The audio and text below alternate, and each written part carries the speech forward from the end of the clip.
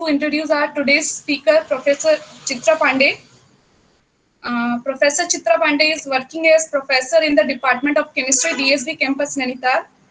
Her publication includes more than 60 research papers in reputed national and international journals and 6 book chapters and many articles in reputed magazines. She has completed 4 research projects of UGC, UCOST, USERC, MOEF, and 1 ongoing Kosika Thermal Almora. 9 students completed PhD under her supervision and 4 students are enrolled. She is also a member of many reputed organizations, CHIA, Essential Oil Association of India, Indian Association of Pharmacology, Chemistry Teachers of Association, and many are there in list. So thank you very much, ma'am, for joining us today. And now you can start your presentation. Okay. Thank you. Thank you, Dr. Shalini.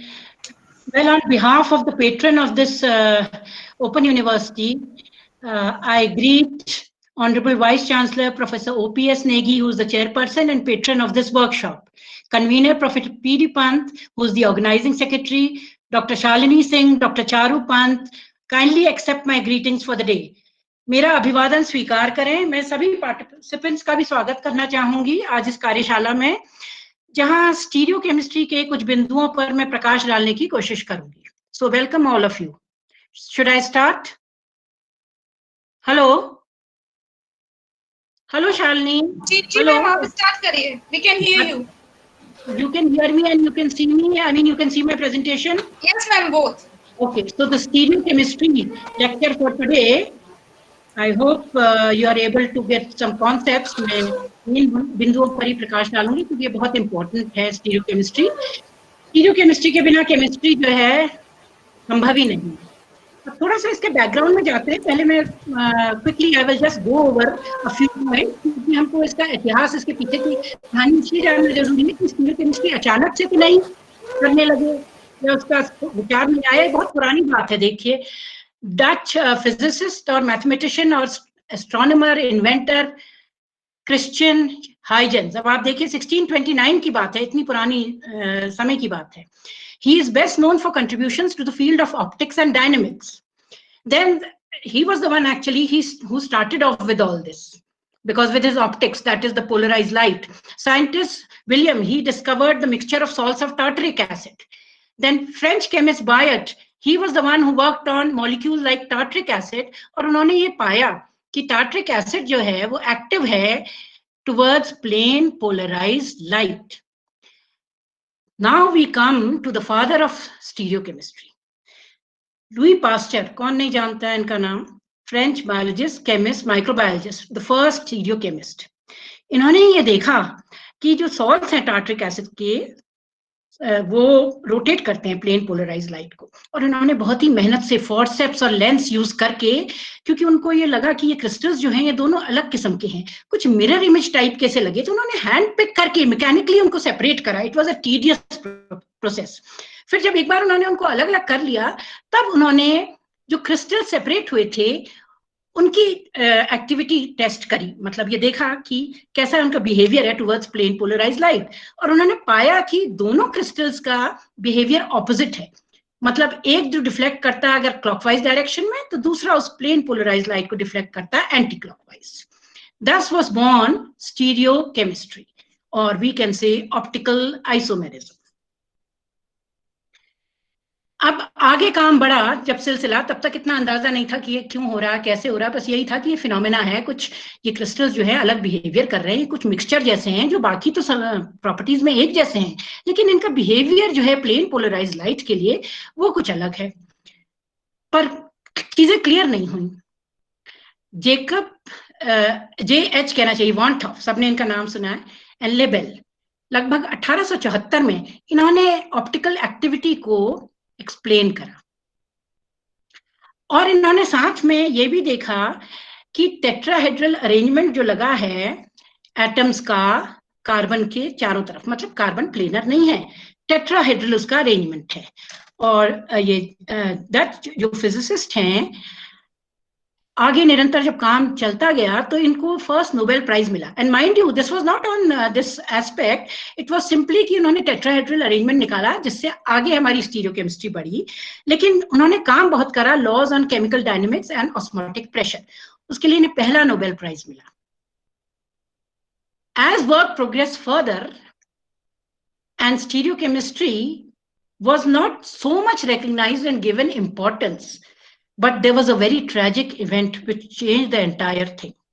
वो घटना कुछ इस तरह हुई, आप में से बहुत सारे लोग भली भांति इससे जानकारी रखते होंगे इसके बारे में, कि थैलिडोमाइड एक फार्मास्यूटिकल ड्रग थी जो प्रिपेयर करी गई 1957 में, जर्मन कंपनी ने प्रिपेयर करी थी। वो एक्चुअली मॉर्निंग सिकनेस को ट्रीट करने के लिए जो एक्सपेक्टेंट मदर्स थी उनको जो प्रॉब्लम होती थी उसके लिए दी जाती थी। और ये पाया गया कि ऑल ओवर जहां जहां ये दी गई, जो बर्थ हुए उसमें बर्थ डिफेक्ट्स इतने ज्यादा थे, the children who were born, they had extremely short limbs, they had abnormalities in hearts, urinary tract, eyes, and in fact 50% death rates. A very tragic event when all went into record. और इसके पीछे जो culprit पाया, वो जो reason पाया, वो क्या था रीजन? इन सभी के पीछे एक कॉमन फीचर था, वो था ये जो उनको सबको थैलिडोमाइड जो दी गई थी वो था एक रसीमिक मिक्सचर। कॉन्सिक्वेंस क्या हुआ इसका? The drug was pulled out of the market. और क्योंकि इतनी त्रासदी हुई, इतनी ऐसी घटनाएं हुई दिल को हिलाने वाली, और जब ये टेस्ट करा गया तो ये मालूम पड़ा कि ये मिक्सचर जो रसीमिक है उसमें से आर जो है वो तो एक्टिव है, मतलब दवा की तरह काम करता है, लेकिन जो एस है that is the source of all the deformities. जो सारी इतनी परेशानियां, मुश्किलें, डेथ्स, डिफॉर्मिटीज हुई थी वो एस के कारण, क्योंकि मिक्सचर था। And this disaster led to the modern drug testing and approval regime. और यहीं से इंपॉर्टेंस शुरू हुई स्टीरियोकेमिस्ट्री की।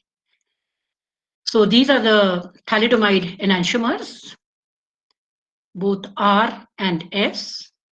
आप देख रहे हैं इसमें ये जो है, यहाँ पे ये पॉइंट, ये कायरल है, यहाँ पे ये पॉइंट कायरल है, ये आर है, ये एस है, ये कायरल, क्योंकि ये कार्बन अलग अलग, अभी हम आगे जाएंगे, मतलब basic chemistry I will try to cover it as fast as possible जिससे हम आगे और मूव करें। तो this came into picture. So what is stereochemistry? It is the branch of chemistry concerned with the three-dimensional arrangement of atoms and molecules and the effect of this on chemical reactions. अब मैं जरा तुरंत ये slides खिसकाऊंगी क्योंकि ये वो introduction है जो BSc 1 में आप पढ़ चुके हैं, लेकिन I have to just go over it in order to make things clear to you. तो आइसोमेरिज्म सबको पता है, सेम मॉलिक्यूलर फॉर्मूला वाले स्ट्रक्चर होते हैं, सेम एटम्स होते हैं, और इस आइसोमर्स का डिफरेंट अरेंजमेंट होता है, दो किस्म से होता है, या तो एक कंस्टिट्यूशनल स्ट्रक्चरल यानी कि बॉन्ड कनेक्टिविटी फर्क होती है, या फिर ये होता है 3 डायमेंशनल अरेंजमेंट फर्क होता है, यानी स्टीरियो आइसोमर्स होते हैं। So same molecular formula but they are different in some ways, यानी कि isomers.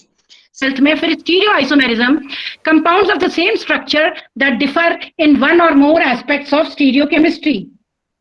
Now let us move on to the conformational. Conformational isomers that are produced by rotation about carbon single bonds and are often rapidly interconverted at room temperature. Configurational isomers that do not readily interconvert. अब इसमें दो किस्म के होते हैं, enantiomers और diastereomers. Enantiomers और diastereomers, enantiomers जो कि ऑप्टिकल आइसोमर्स होते हैं और non super imposable mirror image, diastereomers जो कि मिरर इमेज नहीं होते हैं, पर उसमें दो किस्म के होते हैं, अगेन ऑप्टिकल और ज्योमेट्रिकल, ये दोनों ही इसी के तहत आते हैं diastereomers के। अब कन्फिगरेशनल आइसोमर्स जो हैं उसमें क्या जरूरी है होना? उसमें जरूरी है प्रेजेंस ऑफ स्टीरियोजेनिक यूनिट। या क्या मतलब है स्टीरियोजेनिक यूनिट? वो यूनिट ज्योमेट्रिकल भी हो सकती है, ऑप्टिकल भी हो सकती है, मतलब कि उसमें chiral centre, chiral axis, chiral plane ये भी हो सकता है, कायरलिटी, या उसमें ज्योमेट्रिकल आइसोमेरिज्म हो सकता है, मतलब रिस्ट्रिक्टेड रोटेशन।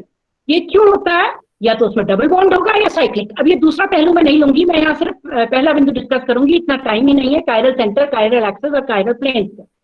कायरल एक्सिस जो हम बात कर रहे हैं, जैसे कि एलीन्स, इसमें मैं बाद में आऊंगी, इसमें दिख नहीं रहा है कायरल, कोई कार्बन है, कोई सेंटर है, लेकिन ये कायरल होती हैं, हम देखेंगे।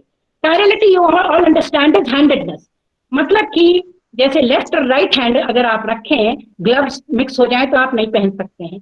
मतलब अगर आप उसको एक के ऊपर एक अपने दोनों हाथों को स्लाइड करें तो यू विल सी दैट जो आपका अंगूठा है वो छोटी उंगली के पास, ये सबने सुन रखा है पहले से ही। तो यही फिनोमेना जो है ये जरूरी है किसके लिए, this handedness for optical activity. Plane polarise light जो है, ये सारे वाइब्रेशन जिसके सारे डायरेक्शन में होते हैं, नॉन पोलराइज, वो जब पास होती है पोलराइजर से तो हमें मिलती है प्लेन पोलराइज, एक ही डायरेक्शन में वाइब्रेशन। तो अब हम आते हैं कि किस तरह कन्वेंशन, ये 3 डायमेंशनलिटी का, क्योंकि स्टीरियो केमिस्ट्री का मतलब ही है कि हम क्या देख रहे हैं, हम अपने कार्बन को प्लेनर नहीं है, हम अपने कंपाउंड्स को प्लेनर नहीं देख रहे हैं, कैसे देख रहे हैं, अलॉन्ग 3 डायमेंशंस। सुपर इम्पोजेबल अगर वो हो तब तो वो एक आयरन होगा, जैसे इसमें दिखा रखे हैं ये फ्लास्क है। अब नहीं आ रहा, देखो इसमें आगे नहीं बढ़ रहा, फॉरवर्ड करो, हुआ? आगे बढ़ाओ और आगे बढ़ाओ। अब मैं आ गई हूँ यहाँ, molecule containing, even you will have to work with me because इसी तरह करना पड़ेगा। हाँ, अब यहाँ पे पहुंच गई। Thank you so much, I am so sorry. Anyway, chiral molecule कौन से होते हैं? देखिए, अगर कायरल सेंटर प्रेजेंट हो, इसके आगे आगे आगे, हाँ, कायरल सेंटर अगर प्रेजेंट हो, इसके आगे नेक्स्ट प्लीज, नेक्स्ट। हाँ, इससे पहले कौन सा होगा कायरल वो होगा जिसमें 4 अलग अलग ग्रुप लगे हैं। उससे पहले का doctor Shalini please, doctor Charu हैं, whoever is handling this, जिसमें 4 अलग ग्रुप लगे हुए हैं वो तो ऑटोमेटिकली कायरल होगा ही, क्योंकि उसमें किसी किस्म की सिमेट्री नहीं है, यानी कि एसिमेट्री। लेकिन आजकल ये टर्म इसलिए नहीं यूज किया जाता है क्योंकि ज्यादातर जो हम देखते हैं मॉलिक्यूल्स, उसमें एक कार्बन नहीं होता है, कई एक कार्बन होते हैं। ये गेमिंग बॉयज प्रेजेंटिंग आ गया इसमें। ये मेरा प्रेजेंटेशन हट गया है। इसको तो मैंने रिमूव कर दिया था, ये दोबारा एंट्री कैसे कर गया है? राजेश जी 5 मिनट लगेंगे। 5 मिनट, हाँ ले आओ, 5 मिनट पक्का। हेलो, हेलो, राजेश जी हैं यहाँ पे? इसको तो मैंने रिमूव, हाँ, इसको तो मैंने रिमूव कर दिया था, ये दोबारा कैसे आ गया? गेमिंग बॉय प्रेजेंटेशन देख नहीं रहा क्या? दिख रहा था ना, प्रेजेंटेशन बढ़िया दिख रहा था, लेकिन मैडम से आप कोऑर्डिनेट करिए ना, क्योंकि स्लाइड में डिस्टरबेंस हो रहा है। मैडम से कोऑर्डिनेट कर रही थी, लेकिन क्या कहते हैं, अभी प्रेजेंटेशन देख रहा है कि नहीं? अभी तो कुछ नहीं, अभी नहीं दिख रहा है ना मैं स्टार्ट करती हूँ दोबारा। हाँ, दोबारा से उसी स्लाइड पे जाइए जहां पर मैडम ने रोका हुआ है। ठीक। गेमिंग बॉय कहाँ है? पंजी, ये जो गेमिंग बॉय है ना, इसकी वजह से बार बार सर हो रहा है। इसको मैंने रिमूव कर दिया था, ये एक्सेप्ट कहाँ से हो गया? राजेश जी हैं लाइन पे? राजेश आर्या जी? हाँ सर, बताइए। ये जो गेमिंग बॉय है, इसकी आप एक्सेप्टेंस मत करिए, इसको डिनाई करते जाइए प्लीज। है ठीक है। ये डिस्टर्ब क्रिएट कर रहा है ना, इसको मैंने एक बार हटा दिया था, इसको मत करिएगा प्लीज। ठीक है। हाँ, शालिनी जी आ रहा है, अब आप उसमें जाइए, मैम को रिक्वेस्ट करिए। हाँ, मैं तो यहाँ हूँ, आ गया। मैम उसी आप कंटिन्यू करिए, उसी स्लाइड से कंटिन्यू करिए, बिल्कुल साफ आ रही स्लाइड्स आपकी, और आपकी आवाज भी क्लियर आ रही है। आप मुझे नेक्स्ट बोल दिया करिएगा, मैं स्लाइड आगे कर दिया करूँ। देखिए, मैं यहाँ पे हूँ, एग्जांपल्स ऑफ कायरल सेंटर है। जी मैम, अब आप कायरल सेंटर, अब देखिए, इससे पहले जो मैंने करा था तो वो था कि क्या जरूरी है, तो हमने देख लिया था डिसिमेट्री कायरल सेंटर में। तो हर हालत जब तो एसिमेट्रिक कायरल सेंटर क्या होता है, टेट्राहेड्रल कार्बन जो 4 अलग ग्रुप से लगा, पर ऐसे केसेस जो हैं वो तो ऑटोमेटिकली होंगे। अब हम कैसे डिटरमिन करेंगे कि कोई कंपाउंड ऑप्टिकली एक्टिव है कि नहीं? तो उसमें हम देखेंगे रोटेशन, जो कि dextrorotatory and levorotatory. अब इससे पहले वाली स्लाइड है प्लीज, इससे पहले की है I think, yes this is the one. हाँ, thank you. An optically active compound that rotates plane polarized light and clockwise is dextro and the other is levo. We all know about it. Our common example lactic acid का मैंने दे रखा है, मैं आगे चल रही हूँ। Examples of chiral center. The next slide please. ये एग्जाम्पल्स कुछ हैं, आप देख रहे हैं इसमें लगा हुआ कायरल जो है, कार्बन जो है, कायरल किस केस में है? पहले जो नीचे केस दिखा रखा है, स्टार लगा है, उसमें तो ऑटोमेटिकली वो 4 अलग ग्रुप से लगा है, कायरल है। इसके बगल का भी कायरल है क्योंकि 4 अलग ग्रुप से। इसके ऊपर तो जो स्टार लगे हुए दिखाई दे रहे हैं वो सारे हमारे कायरल कार्बन है। पर ये जरूरी नहीं है कि कायरल कार्बन हो के भी कंपाउंड में ऑप्टिकल आइसोमेरिज्म हो। उसके लिए दूसरा जो कंडीशन जरूरी है वो है डिसिमेट्री, नॉट एसिमेट्री। एसिमेट्री में तो होगा ही होगा जब 4 अलग ग्रुप लगे हैं। डिसिमेट्री मतलब कि उसमें ना सेंटर ऑफ सिमेट्री हो और ना प्लेन ऑफ सिमेट्री हो। ये एक कायरल कार्बन दिखा रखा है बिकॉज इसमें 2 ग्रुप एक से लगे हैं। Next please. Next slide. हाँ, एक कायरल, क्योंकि दो ग्रुप्स कैसे हैं, एक से हैं, तो ऑटोमेटिकली इसमें एक सिमेट्री का एलिमेंट। ये जो हमने दिखा रखे, मैंने ये दिखा रखे molecules with one chiral centre. Next please, next slide. Yes, है, ये आप सबको दिख गए होंगे कि इस केस में किस तरह ये हैं सारे। अब मैं नेक्स्ट में जा रही हूं। अब ये नेक्स्ट जो है हमारा molecules with one or more chiral centre. Yes, and to the next one where the essential criteria, नहीं पीछे जाइए, बहुत आगे चले गए, पीछे जाइए। कायरल सेंटर दिखा रखा #1 #2, इससे पहले की स्लाइड है मेरे ख्याल से, है उसमें, इससे पहले की स्लाइड है। हाँ, इसके बाद next please, next. Yes, stereo centre आपको इसमें दिख रहे हैं, जो मार्क कर रखे हैं 2, और उसमें दिखा भी रखा है नीचे इसमें जो साइक्लोहेक्सेन की रिंग है, जहां 2 CH3 लगे हुए हैं, one out of the plane behind and one in front, but they are not chiral, not a stereo center.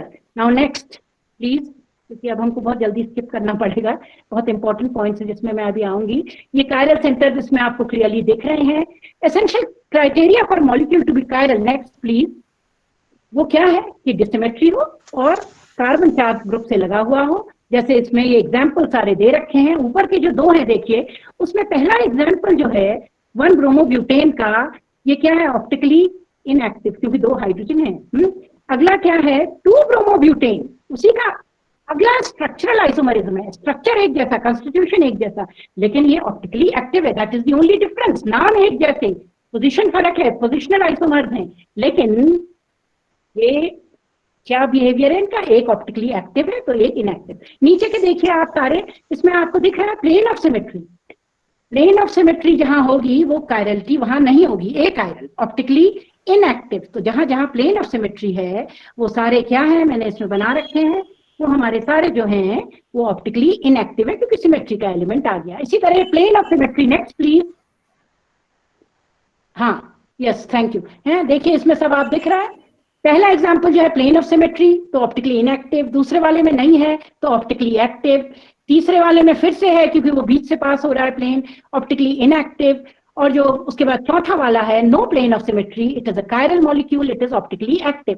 अब ये क्राइटेरिया के लिए यहाँ कुछ एक उदाहरण दे रखे हैं मैंने, वो है हमारे सुपर इम्पोजेबल और नॉन सुपर इम्पोजेबल। अब आप देख रहे हैं इसमें साइक्लोब्यूटेन है, ऊपर सबसे पहले वाले में चलिए ऑप्टिकली एक्टिव है वो X and Y, पर नीचे वही साइक्लोब्यूटेन जो 1,2 हमारा डिराइव्ड है वो मीजोफॉर्म है जब X = Y।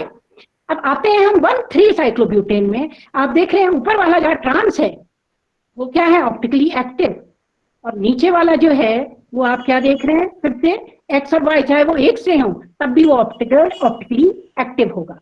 अब सुपर इम्पोजेबल मिरर इमेज बना रहे हैं ये 1,3 जहाँ पे ये सिस हैं, दे आर ऑप्टिकली इनएक्टिव। ये वाले ये 1,2 है, सॉरी इससे पहले वाले 1,2 थे, अब ये 1,3 है, ये तो हर हालात में ऑप्टिकली क्या होंगे, इनएक्टिव होंगे।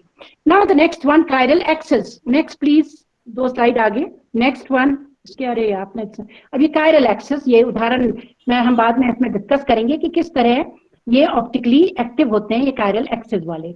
एनांशियोमर्स, सबको मालूम है एनांशियोमर्स क्या होते हैं, non super imposable mirror images, मतलब एक के ऊपर एक इनको खिसकाइए, जैसे हम अपना दायां हाथ बाएं के ऊपर ऐसे स्लाइड करेंगे तो आप पाएंगे कि वो एक दूसरे को नहीं ढांकते हैं, वही कुछ स्थिति इनके पास है, बहुत पढ़ चुके हैं 10th और 12th में, और इसके गुण आपको सबको मालूम है कि टोटली सिमिलर प्रॉपर्टीज होती है, किसी तरह इनको हम डिस्टिंग्विश नहीं कर सकते हैं, पर ये बहुत इंपॉर्टेंट कैसे होते हैं, अलग अलग इनका बायोलॉजिकल, क्योंकि हमारा पूरा बायोलॉजिकल सिस्टम जो है, हम खुद जो है हमारे अंदर सारी कायरलिटी मौजूद है, जो बायोमोलिक्यूल्स है दे आर कायरल। तो इसीलिए आप देखते हैं जब आप पीते हैं तो क्या पीते हैं, प्लस डेक्सट्रोज प्लस डी, आप ये नहीं कहते हैं। Next please, after chiral axis, next please, next.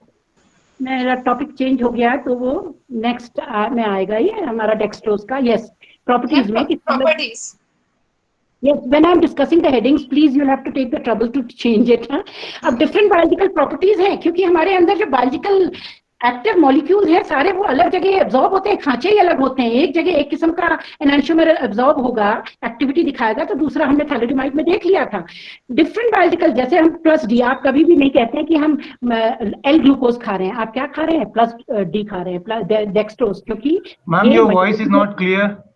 अच्छा ओके, क्योंकि अब आवाज आ गई साफ, मैम आ रही है, आप कंटिन्यू करिए मैम, जब नहीं होगी मैं आपको बताऊंगी। में मैंने ये उदाहरण, अब रसीमिक मिक्सचर मालूम है सबको। Next slide please, racemic mixture, I will announce it loudly when I come to the next slide. Next, हाँ, सबको मालूम है रसीमिक मिक्सचर क्या होता है, इसलिए ये जहां हमारे दोनों एनांटियोमर इक्वल बराबर हो, टार्ट्रिक एसिड प्लस माइनस, तो ऑप्टिकली इनएक्टिव होगा। और वहीं पे मीजो जहां प्लेन ऑफ सिमेट्री है, इसके बगल में जो दिखा रखा है। नेक्स्ट प्लीज, क्योंकि ये सब पुराना है, बीएससी में आप पढ़ चुके हैं। Meso compounds, meso compound plane of symmetry है, आप देख रहे हैं ये सारे उदाहरण जो हमने दे रखे हैं। उसके नेक्स्ट प्लीज, क्योंकि अभी सारा मेन तो बाकी है। डायस्टीरियोमर जो मिरर इमेज रिलेशनशिप नहीं होते हैं, जिसमें चाहे वो कायरल हो चाहे वो ज्योमेट्रिकल आइसोमर्स हो, ऑप्टिकली एक्टिव हो ज्योमेट्रिकल हो, दोनों ही किस्म के कहलाते हैं diastereo isomers. Next please. Now, in this case, these are the diastereomers, glucose, galactose. They are not mirror images, but they are isomers of the same compound. So, hence they are known as, कुछ तो नाम देना पड़ेगा ना, mirror image नहीं है पर एक ही compound के हैं स्टीरियो आइसोमर्स, क्योंकि इनकी जो है 3 डायमेंशनल अरेंजमेंट अलग अलग है। ऐसी एफेड्रीन और सूडो एफेड्रीन, ये 2 डायस्टीरियोमर्स हैं। एक में आपको दिख रहा है कि दूर जाता हुआ OH डैश से, दूसरे में आपको दिख रहा है आपकी तरफ आता हुआ OH है। स्टीरियो आइसोमरिज्म, ये 1 यूनिट से ज्यादा 2 to the power of n हमारे को मिलते हैं स्टीरियो आइसोमर। ये दोनों दिखा रखे हैं, एरिथ्रोज थ्रियोज एक तरफ और दूसरी तरफ थ्रियोज, एल थ्रियोज डी थ्रियोज, एक तरफ डी एरिथ्रोज एल एरिथ्रोज। अब 1-2 जोड़ी अलग अलग एनांटियोमर्स हैं, पर ये सारे एक ही कंपाउंड के सारे आइसोमर्स हैं। तो रिलेशनशिप क्या होगी? D erythrose and L threose will be diastereoisomers because this is they are not superimposable, they bear a mirror image relation. Similarly, अब एक और नाम इसमें आता है जब हम डायस्टीरियोमर्स की बात करते हैं, वो आता है एपीमर्स। अब हम एपीमर्स में देखिए गैलेक्टोज और ग्लूकोज। Next please. ये गैलेक्टोज और ग्लूकोज ये क्या है? एपीमर्स है। एपीमर्स यानी कि एक तो C4 है और ग्लूकोज और मैनोज जो है वो C2 एपीमर है।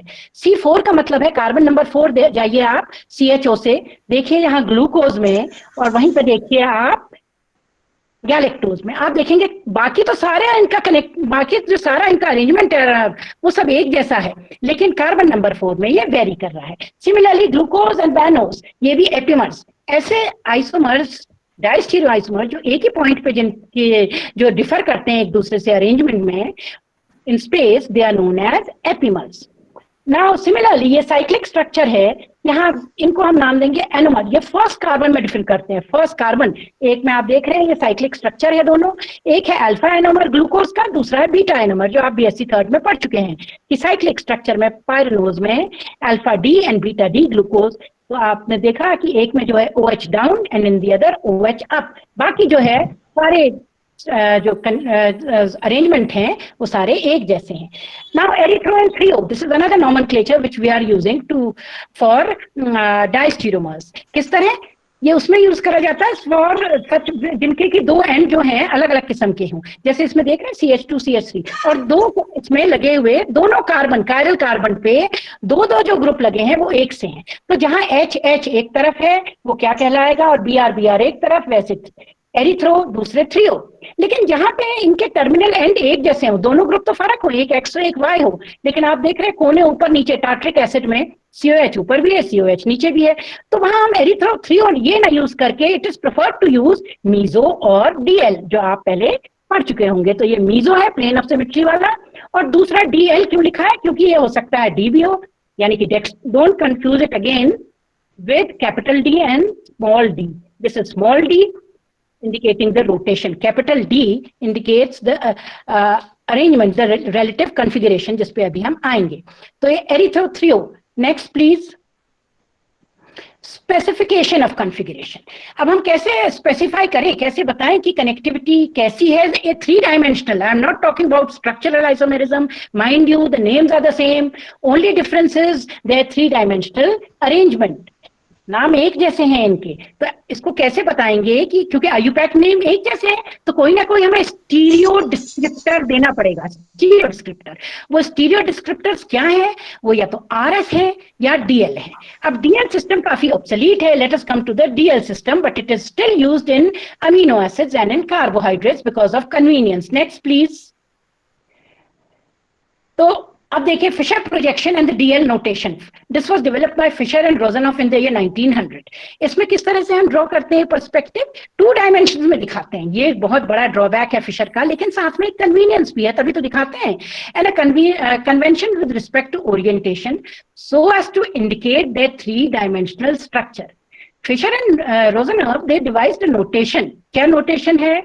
The symbol D capital, the symbol L capital. क्यों?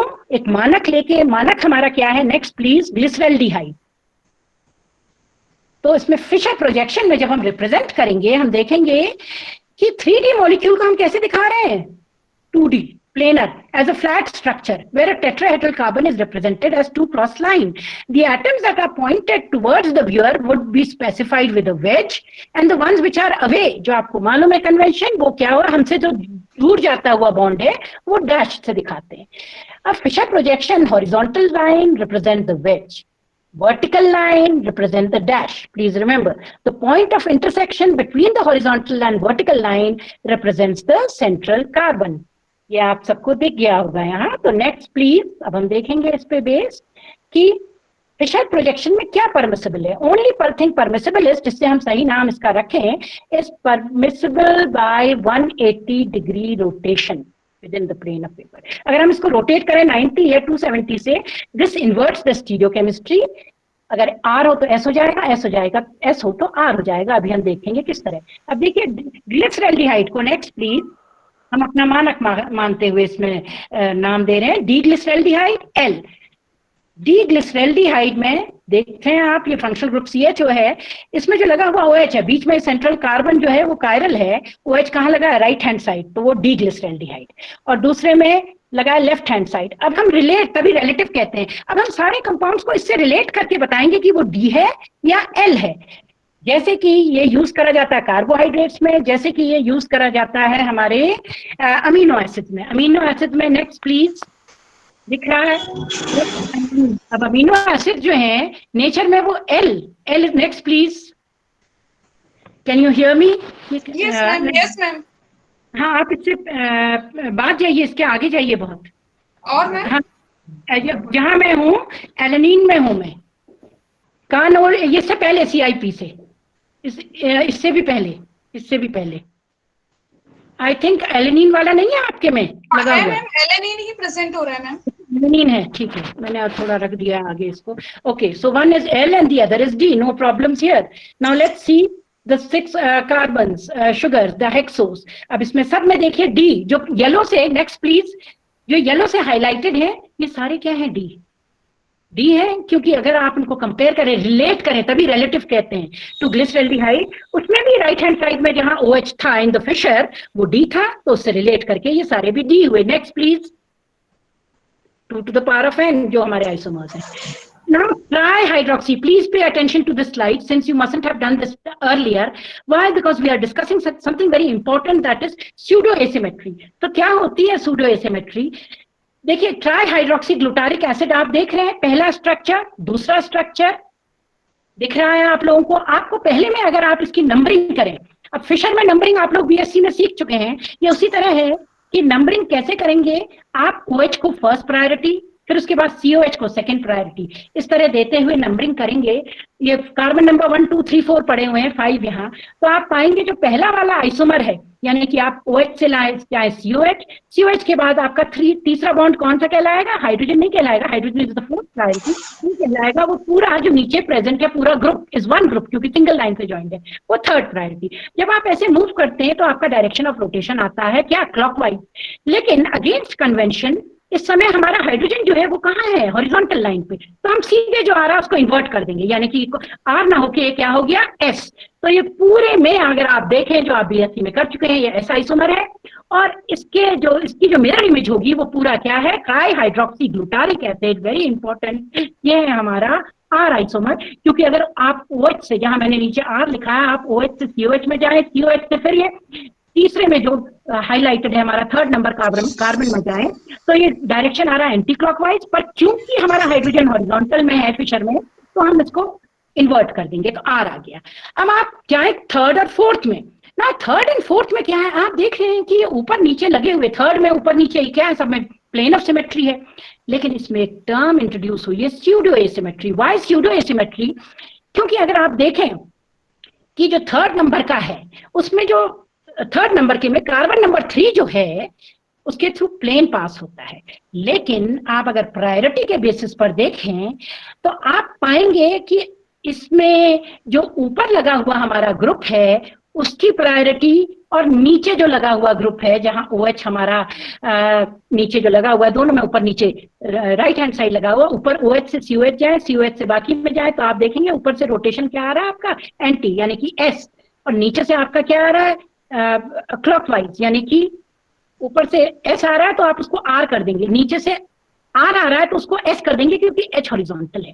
अब इसमें प्लेन में ये वाले कार्बन नंबर 3 जो कि अदरवाइज कायरल नहीं है, वैसे कायरल नहीं है, पर इसको ये टर्म स्यूडो एसिमेट्री क्यों दी गई? क्योंकि इसमें हम प्रायोरिटी किसको देते हैं? जो R वाला है उसको हम फर्स्ट प्रायोरिटी देंगे, जो नीचे लगा हुआ लिगेंड है सेम है, वो एक से है दोनों, CH OH COH ऊपर भी लगा है नीचे भी लगा है, तो हमने प्रायोरिटी R वाले को पहले दी फिर S वाले को, और इस तरह हम पाएंगे कि जब हम गए OH से ऊपर वाले में, पूरा ऊपर वाला पहली प्रायोरिटी है जो पूरा लगा हुआ ग्रुप है HOH COH सेकेंड, तो हमारा डायरेक्शन आता है एंटी क्लॉकवाइज है और उसको प्रायोरिटी देंगे हम, तो उससे जाएंगे नीचे थर्ड, तो एंटी क्लॉकवाइज डायरेक्शन आ रहा है, पर क्योंकि हमारे कार्बन नंबर 3 जिसको मैंने प्लेन ऑफ सिमेट्री लिख रखा है, क्योंकि हमारा प्रायोरिटी जो है R को है as compare to S, anticlockwise आ रहा है, H हॉरिजॉन्टल है इसमें भी प्लेन ऑफ सिमेट्री वाले में, तो उसको ये प्रतीत होगा हमें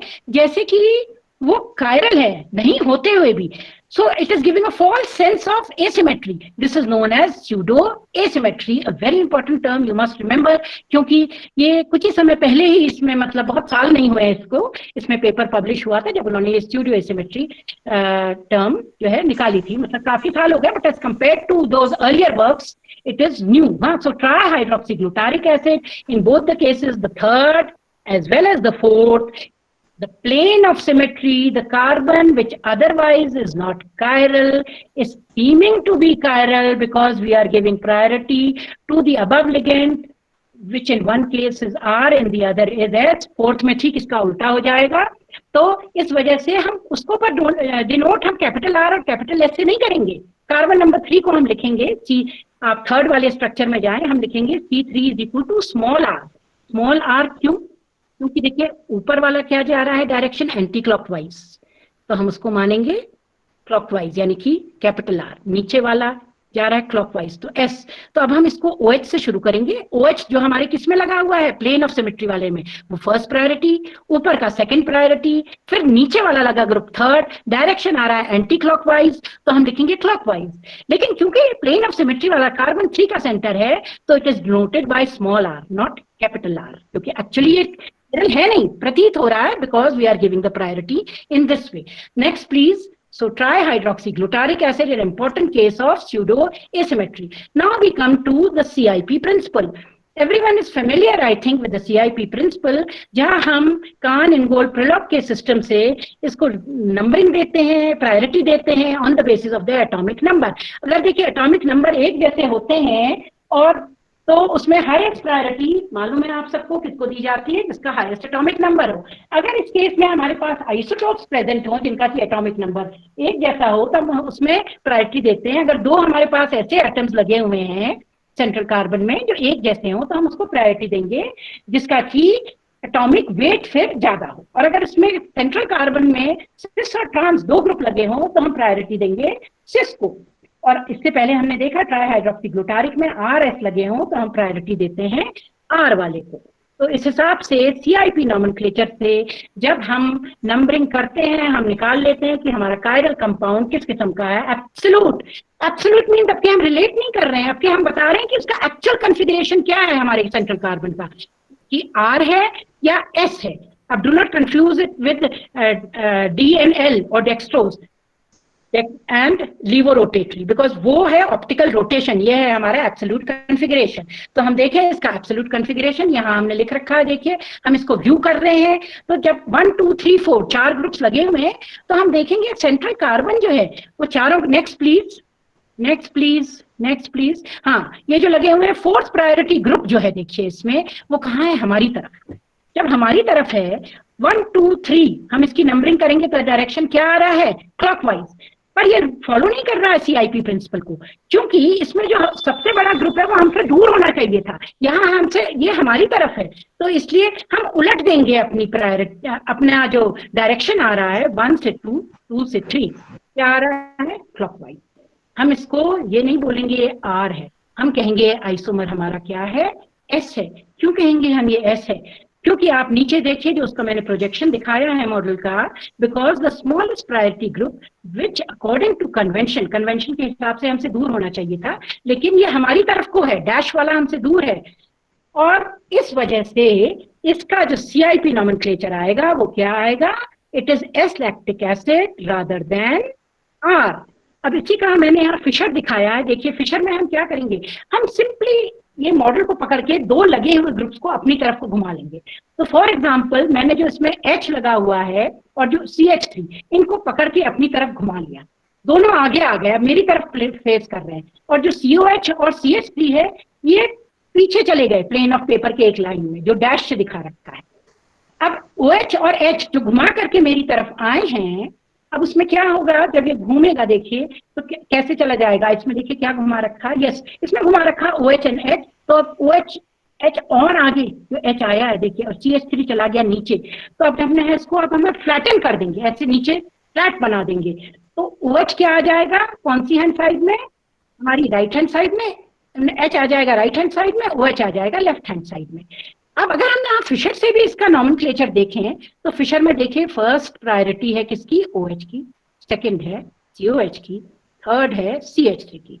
डायरेक्शन क्या आ रहा है हमारा, डायरेक्शन जो आ रहा है हमारा आर आ रहा है, पर क्योंकि H हॉरिजॉन्टल है तो हम इसको क्या बोलेंगे, उल्टा कर देंगे, हम इसको S बोलेंगे। और यही चीज यहाँ दिखाई जा रही है इस मॉडल में भी, उसमें भी क्या था, H हमारी तरफ था, होना पीछे चाहिए लेकिन हमारी तरफ था, इसलिए हम उसको कहेंगे कि ये S आइसोमर है। Next please, next please.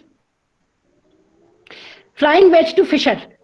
Now the flying, इससे पहले एक और होगा शालिनी, इससे पहले डॉक्टर शालिनी, हाँ ये वाला, हाँ देखिए अब फ्लाइंग वेज टू फिशर मैंने कई ढंग से यहाँ चेंज करा है, आप इसकी शॉर्ट भी ले सकते हैं इस वाले की, क्योंकि अक्सर किताबों में एक ही सा दिखाई देता है। अब मैं चाहूंगी कि आप सिर्फ ए को फॉलो करें यहाँ, ए, क्योंकि ज्यादातर किताबों में ए दिया है। ए मेथड यानी कि हमने जब फिशर देखा जिसमें ऊपर लगा है COH, नीचे लगा है CH3, राइट हैंड साइड लगा है Br, लेफ्ट हैंड साइड लगा है H, हमने क्या करा, इसको पकड़ के H और Br को अपनी तरफ को खींच लिया आगे को, तो COH और CH3 ये नीचे चले गए हैं, क्योंकि अब ये धीरे धीरे हम फिशर को चेंज कर रहे हैं, किसमें, हम फिशर को चेंज कर रहे हैं फ्लाइंग वेज में। अब जब हमने इसको पकड़ के घुमाया तो ऐसे रोटेट करा जिससे H और Br दो ही ग्रुप को देखते हैं, देखिए H को हमने घुमा करके पीछे कर लिया, तो Br कहाँ आ गया, ए में दिखा रखा जहां ए लिखा है, Br आ गया हमारी तरफ, H चला गया हमसे दूर कन्वेंशन के ही हिसाब से। अब हम देखें इसकी priority, Br first priority, COH second priority, CH3 direction क्या आ रहा है, Br COH से CH3 क्या डायरेक्शन आ रहा है, आप देख रहे हैं ना इसमें, ये डायरेक्शन जो आ रहा है वो आ रहा है हमारा R। अब हम देखेंगे कि बाकी ये जो B और C और D ये कई ढंग से लिखा जा सकता है, ये नहीं है कि ये एक ही मेथड है, we can write it in a number of ways. हम ऐसा भी कर सकते हैं जैसा कि हमने C में करा, C में हमने क्या करा, we brought H and Br substituents in front so that they are in the plane of the paper, तो हमने H और C वाले में करा इस तरह। अब देखिए H और Br आ गए हैं एक प्लेन में, ऑटोमेटिकली अब क्या हुआ, COH जो ऊपर था वो नीचे आ जाएगा, तो ये दूर चला जाएगा, और CH3 हमारी तरफ, ये भी एक तरीका है। D में हमने क्या करा, H और Br जो है हम डाउनवर्ड्स ले आए, देखिए दोनों, ये दोनों आपको जो थिक लाइन में दिख रही थी हम इनको एक ही प्लेन में नीचे ले आए। अब जो CH है वो जो अभी तक ये सामने प्लेन था अब वो चला जाएगा ऊपर दूर। अब इतना कंफ्यूजन से all of you those who are apt, जिनको स्टीरियो आइसोमेरिज्म का या 3 डायमेंशनल का इतना आइडिया है, वो ये सब मेथड से ट्राई कर सकते हैं। हर केस में नाम वही आएगा जो एक में आया, मतलब they all represent the same Fischer projection, but in the books generally it is given by the way A, जो यहाँ A पाथवे है जिसमें H, हमने H और Br को पकड़ के अपनी तरफ लाए, ये जो मॉडल है इसमें, फिर उसके बाद ऐसे इसको टर्न करा जिससे H हमसे दूर चला जाए और Br हमारी तरफ, ये कन्वेंशन के हिसाब से इसी तरह हमको होल्ड करना चाहिए अपना प्रोजेक्शन, और तब इसकी नंबरिंग करनी चाहिए। तो इस हिसाब से फर्स्ट सेकंड थर्ड डायरेक्शन क्या आ रहा है, आर नेक्स्ट प्लीज। और ये बाकी सारे जो हैं वो सब होमोमर्स उसी को दिखा रहे हैं, उसी के आगे सारे डिफरेंट फॉर्म्स हैं। Now flying wedge to Fischer, flying wedge to Fischer, अब हम उल्टा कर रहे हैं। देखिए ये फ्लाइंग वेज बना रखा है, OH ऊपर, CH3 left hand side, H यानी OH और CH3 ये तो एक ही प्लेन में है। और जैसा आपको पहले बताया फिशर के कन्वेंशन में, अब मैं स्लो डाउन थोड़ी हो जाऊंगी क्योंकि आई थिंक अब सारा हमारे पहुंच गए जहां हमें पहुंचना था, इसलिए मैंने रेस लगाई क्योंकि शुरू में हम बहुत पीछे छूट गए थे due to those gaps. So I want to complete this। काफी आगे इंपॉर्टेंट एग्जाम्पल्स हैं इसमें जो नेट वगैरह में आते हैं, मैंने वो रखे हुए हैं इसमें। तो देखिए OH CH3 जो है एक ही प्लेन में, OH ऊपर CH3 नीचे, कैसे दिखा रखा है, डैश। ये कैसे हैं, behind the plane of the paper, इस तरह से नीचे जा रहे हैं डैश से। और इथाइल और H जो वेज से दिखा रखे हैं, तो ये दोनों कहाँ आ गए, इथाइल। जब हमने इसको टर्न करा तो H भी तो आगे घूमेगा, H और C2H5 ये दोनों ही आगे घूमेंगे। और फिर हमने इसको फ्लैटन कर दिया, फ्लैट करके H आ गया कौन सी हैंड साइड में, राइट हैंड साइड में, और इथाइल आ गया आपके कौन सी हैंड साइड में, लेफ्ट हैंड साइड में। ये इसका Fischer projection. So this is flying wedge to Fischer. How do we change it, once again हम वो देखें, दो कोई भी ग्रुप्स कोई भी ले सकते हैं, मैं तो यहाँ H और CH3 लेके बता रही हूँ, H हमसे पीछे है, CH3, आप OH और CH3 भी ले सकते हैं। कोई दो ग्रुप्स को इनमें से घुमा करके अपने आगे कर ले, फिर इसके बाद इसको फ्लैटन कर ले। तो H और C2H5 को हमने घुमाया तो H घूम के कहाँ आ गया, हमारे जो लगा हुआ है ये घूमेगा, ये पीछे है, आगे आ जाएंगे, दोनों हमारी तरफ को पॉइंट करेंगे, जहां मैं बैठी हूँ वहां पॉइंट करेंगे।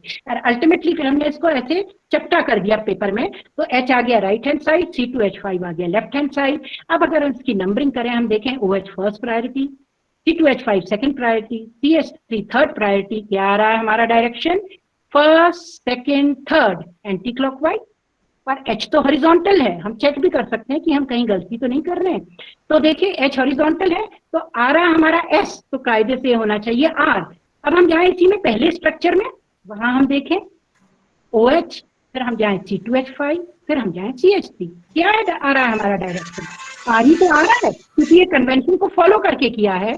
दूसरे में जो हमने जब इसको चेंज किया तो H हमारा हॉरिजॉन्टल लाइन में आ गया था, जो कि अदरवाइज जब हम इसकी एब्सोल्यूट कॉन्फ़िगरेशन निकालें, जो BSc में हम बताते हैं कि आप दो इंटर कन्वर्जन करिए, अब वो हम यहाँ नहीं देख रहे हैं, हम सिंपली ये देख रहे हैं कि वो वर्टिकल में है, तो जो वर्टिकल में किसमें, फिशर में है, तो जो हमारी नंबरिंग से आ रहा है प्रायोरिटी बेसिस पर, CIP की बेसिस पर वही होगा। और अगर नहीं आ रहा है तो उस केस में अगर वो हॉरिजॉन्टल में है हमारा फोर्थ प्रायोरिटी का ग्रुप, तो हम उसको उलट देंगे। Next please. Now rotation bye 180 degrees is allowed. Rotation bye 180 degrees, पहला स्ट्रक्चर आप देखिए मैंने लिखा है इसमें R है, OH first priority, ET second priority, CH3 third. Direction क्या आ रहा है, क्लॉकवाइज, और H हमसे दूर है यानी कि कन्वेंशन के हिसाब से। फिर इसको हमने, जैसे इससे पहले मैंने एक सिंगल का बताया था, हमने इसको H और C2H5 को घुमा करके अपनी तरफ करा, फिर इसको फ्लैट कर लिया, तो इस तरह का ये हमारा स्ट्रक्चर बना। ये सेकंड केस जो फिशर प्रोजेक्शन बना। अब इसमें फिशर में देखिए रोटेशन इज अलाउड बाय 180 से हम रोटेट करेंगे तो ये स्ट्रक्चर है। एंड डू नॉट थिंक कि इस केस में जो हमारा निकलेगा आइसोमर वो फर्क निकलेगा, no, they will be the same. First case R था तो इसमें भी आप नंबरिंग करेंगे, अगर OH first, ET second, Fischer में CH3 थर्ड, तो आपका डायरेक्शन तो एंटी क्लॉकवाइज आ रहा है, पर क्योंकि हॉरिजॉन्टल में लगा हुआ है H, तो S ना होते हुए हम इसको उलट लेंगे। हम कहेंगे क्योंकि H हॉरिजॉन्टल लाइन में है ना कि वर्टिकल लाइन में, फोर्थ प्रायोरिटी ग्रुप हमारा हॉरिजॉन्टल में है, तो therefore this will be equal to the R isomer. So the first and the last are the same. The second and the third structure in Fisher are the same. आप priority basis पर CIP nomenclature से इनका absolute configuration निकालेंगे तो आप पाएंगे कि ये दोनों एक से हैं। Now rotation by 90 degrees is not allowed. The second example.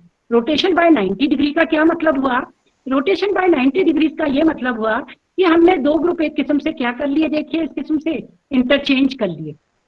क्या हुआ इस केस में, देखिए आप देख रहे हैं ना, पहले केस में क्या था, C2H5 और H ऐसे लगा हुआ था, अब इस केस में 90 डिग्री से C2H5 एंड CH3, आप इनकी पोजीशन देखिए, हमने पोजीशन एक सिंगल इंटरचेंज तो उस केस में हमें इनैंशियोमर मिल जाएगा उसका।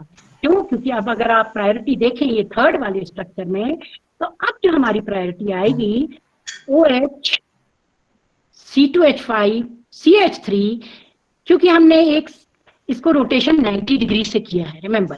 तो ये क्या आ रहा है direction? It is coming what? Anti clockwise. लेकिन ये एंटी क्लॉकवाइज है नहीं, क्योंकि हमारा फिशर में जो हाइड्रोजन है वो कहाँ है? वर्टिकल लाइन में। वर्टिकल लाइन में अगर फिशर में हमारा फोर्थ प्रायोरिटी ग्रुप लगा हुआ हो तो हमारा जो डायरेक्शन आता है वही रहता है। मतलब जैसे कि हमारे हम निकालें फ्लाइंग वेज में, अगर H हमसे दूर होता है, जो उस केस में आता है वही इस केस में आता है। CIP में अगर एब्सोल्यूट कॉन्फ़िगरेशन हम वेज में हम इससे देख रहे हो फ्लाइंग वेज से, तो H हमसे दूर होना चाहिए। फिशर में हम देख रहे हो तो H वर्टिकल लाइन में होना चाहिए, तो हमारा कन्वेंशन सही आता है एब्सोल्यूट कॉन्फ़िगरेशन। लेकिन इस केस में ये H लगा तो नीचे है, लेकिन हमारा जो इसका कॉन्फ़िगरेशन आ रहा है, arrangement of the atoms around the central carbon atom, वो तो उलट आ रहा है। इसका मतलब 90 डिग्री से अगर हम रोटेशन करें तो it is not allowed, because we will be changing into the enantiomer. यहाँ देखिए मैंने इनैंशियोमर बना रखा है, किसमें? इसको इंटर कन्वर्ट करके, किसमें? इसको इंटर कन्वर्ट करके फिर से फ्लाइंग वेज में। फ्लाइंग वेज यहाँ H हमारी तरफ है इस केस में, तो हमने पकड़ करके इसको फिर से चेंज करा है, पहली वाली चीज करी, जिसके लिए आपको बैकग्राउंड थोड़ा चाहिए BSc का, इसलिए मैंने थोड़ा सा शुरू में ले लिया है ये कि किस किस्म से आप इनको एक दूसरे में इंटर कन्वर्ट करेंगे, flying wedge to Fischer and Fischer to flying veg.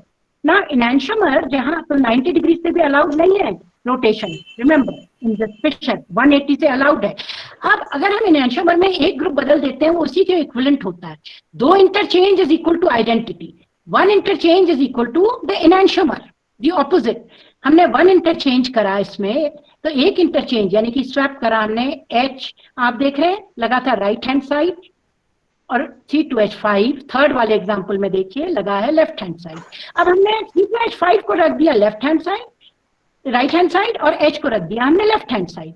और अब हम जब निकालेंगे OH से C2H5, C2H5 से CH3, तो हमारा डायरेक्शन क्या आ रहा है? क्लॉकवाइज। पर क्योंकि H हॉरिजॉन्टल में है, तो वैसे ये एब्सोल्यूट कॉन्फ़िगरेशन इसकी क्या हुई? इनैंशियोमर। ये S है, तो देखिए फिशर में 90 डिग्री से अलाउड नहीं है आपको स्वैप। ऐसा ही फ्लाइंग वेज में आपको एक इंटरचेंज अलाउड नहीं है, यानी कि 2 ग्रुप्स का आपको 2 इंटरचेंज करने पड़ेंगे आइडेंटिटी पाने के लिए। Now meso compounds, they can be found by examining the symmetry about horizontal bonds. Next please. Next please. हाँ ये देखिए, नहीं हाँ ये नहीं है, ये वाला है, ये ग्लिसरल्डिहाइड वाला, ग्लिसरल्डिहाइड, हाँ ये वाला है। ग्लिसरल्डिहाइड में देखिए आप प्रायोरिटी, अब देखिए प्रायोरिटी जो लगी हुई है इसमें, उस हिसाब से आप देखिए। अब आप क्या देखेंगे इस केस में? अब आप देखेंगे कि OH फर्स्ट प्रायोरिटी, फिर CHO सेकेंड, फिर उसके बाद हमारा CH2OH जो आ रहा है वो क्या आ रहा है? थर्ड पर, ठीक है। तो अब इस केस में क्या आया? OH to CHO to CH2OH, R. It is coming as R. Now we can write it as with the lowest priority group at back.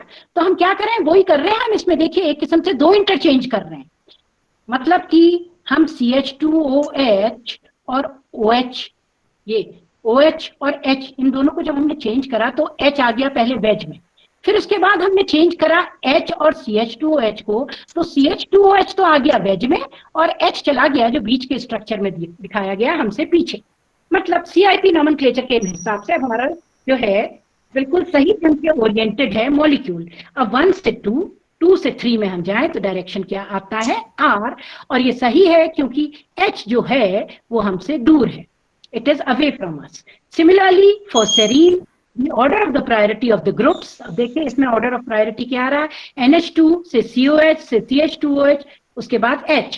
और अब जब हम इनको फिर से देखें, H को ओरिएंट करके, इसको पकड़ करके हमने H को हमसे दूर रखा जो इस प्लेन में था, तो हम डायरेक्शन चेक करें 1 से 2, 2 से 3। हम 1 से 2, 2 से 3 में अगर जब जाएं तो हम देखेंगे डायरेक्शन क्या आ रहा है? S, यानी कि S आ रहा है।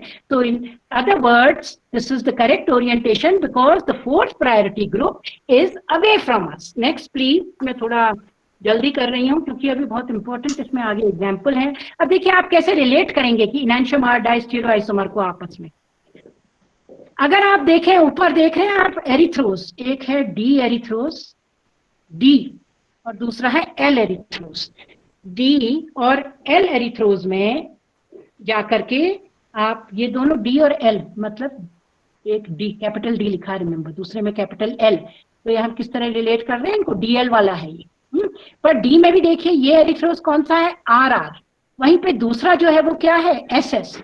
आप खुद ही चेक कर सकते हैं, आर आर में एच जो है हमसे दूर है, जहां ऊपर वाला पहला वाला कार्बन कायरल कार्बन देखिए तो OH हमारी तरफ है, यानी कि फर्स्ट प्रायोरिटी, ठीक है। फिर उसके बाद आप नीचे आएंगे, फिर इसके बाद आप थर्ड में जाएंगे CH2OH, तो डायरेक्शन आर आ रहा, और ये सही डायरेक्शन है क्योंकि H हमसे दूर है तो ये आर ही होगा। अब वहीं दूसरे में देखिए, इसी के दूसरे कायरल कार्बन है डी एरिथ्रोस के, H कहाँ आ रहा है, हमारी तरफ, मतलब ये रॉन्ग है ना ओरिएंटेशन, हमारी तरफ आ रहा है, तो जो आएगा हम उसको उलट देंगे। तो हम जाएं फर्स्ट से CHO सेकंड प्रायोरिटी, फिर हम चले जाएं ये आर वाले सेंटर में थर्ड प्रायोरिटी। डायरेक्शन आ रहा है एंटी क्लॉकवाइज, पर क्योंकि इसमें H हमारी तरफ है डी एरिथ्रोस में, तो S ना लिख के हम क्या लिखेंगे, R। अब हम कैसे रिलेट कर रहे हैं, तो एक में मैंने आपको बता दिया ये है डी एरिथ्रोस, आर आर वाला आइसोमर डी एरिथ्रोस का, वहीं पे ये है SS आइसोमर, तो ये दोनों एक दूसरे के क्या हो गए, enantiomer, mirror image. You can see the mirror image relation between the two. But if you compare L-erythros to L-threos, same stereoisomer है, फर्क क्या है, दोनों ही L हैं, तो DL कॉन्फ़िगरेशन में तो एक जैसे हैं, पर आप देखिए इसमें क्या फर्क है। ऊपर लिखा है SS, अब मैं दोबारा निकालूंगी नहीं, आप खुद देख लीजिएगा, SS, उसका स्क्रीनशॉट भी ले सकते हैं। नीचे आप देखेंगे SR, तो आप देखेंगे SR जो है, अब कैसे डायस्टीरियोआइसोमर हुए, क्योंकि यहाँ SS के साथ अगर ये RR होता तब तो ये मिरर इमेज बताता रिलेशन, मिरर इमेज रिलेशन नहीं है, पर है तो उसी कंपाउंड के ऑप्टिकल आइसोमर्स, तो नाम है डाया, मतलब दो कार्बन का प्रेजेंस होना जरूरी है, एक में डायस्टीरियोमर कहाँ से हो, एक में तो हमारे पास एनैंशियोमर ही हो। दो जब हमारे पास कायरल कार्बन होते हैं, then you can get a number of 2 or more, तो 2 to the power of n हमारे बनते हैं ऑप्टिकल आइसोमर्स, जिसमें हमें सिमेट्री एलिमेंट्स कंसिडर करके उसमें हम मीजो कंपाउंड्स भी निकालते हैं। तो इसी तरह देखिए L-threos और D-threos, ये दोनों भी आपस में RS, पहला सेंटर R है D-threos में, तो L-threos में क्या है, देखिए RS, दूसरे में भी क्या है, देखिए RS, पर आप देखेंगे वो जो पहले में R था वो दूसरे में क्या हो गया है, threos में S, मतलब mirror image relation. So these two, D-threos and L-threos, they are also enantiomers. Now next please. So this is the similar relation which I have explained in a different way. I do not want to waste time. अब वही चीज है जो इससे पहले बताइए। अब next में जाते हैं, नेक्स्ट प्लीज। अब देखिए हम एक बहुत ही इंपॉर्टेंट इसके सवाल पे आए हैं, वो है डायरेक्टेड एल्डोल कंडेंसेशन। अब सब फेमिलियर है एल्डोल कंडेंसेशन से, और अब हम सोचेंगे हम इतनी स्टीरियोकेमिस्ट्री पढ़ क्यों रहे हैं, क्योंकि बिना स्टीरियोकेमिस्ट्री के रिएक्शन मैकेनिज्म जो है वो असंभव है। अब हम इसमें aldol, oh presentation has disappeared. Anushka please अपना प्रेजेंटेशन बंद करिए। अनुष्का, हम आपको डिलीट करते हैं यहाँ से। अनुष्का मैम आप वहीं से कंटिन्यू करिए। आशीष प्लीज। हाँ, डायरेक्टेड एल्डोल देखिए R डैश है और ये इनॉल के साथ प्रेजेंटेशन आ रहा है मैम? नहीं आ रहा है। अच्छा मैं करती हूँ।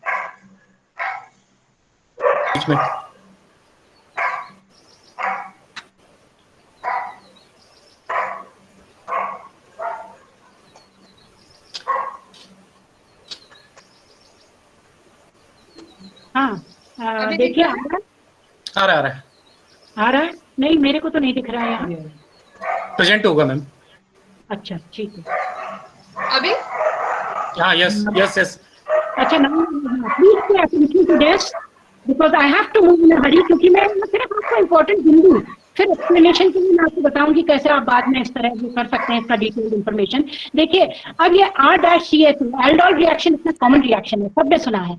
अब जब हम इसमें इनॉल फॉर्म करते हैं, इनॉल क्योंकि इसमें देखिए हाइड्रोजन जो लगा हुआ होता है कार्बोनाइल कार्बन के साथ में लगे हुए अल्फा हाइड्रोजन, वो एसिडिक होते हैं तो वो निकल आएंगे बेस की प्रेजेंस में, क्या मिल जाएगा हमें कार्बन आयन।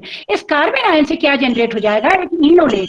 अब ये इनोलेट जो है ये दो किस्म के बनते हैं, जेड इनोलेट और ई इनोलेट, दो बनेंगे। अब यहाँ मैंने Z दिखाया है, आप जरा इसको गौर से देखें क्योंकि Z is the one which is formed most of the time, it is formed, it is more stable also.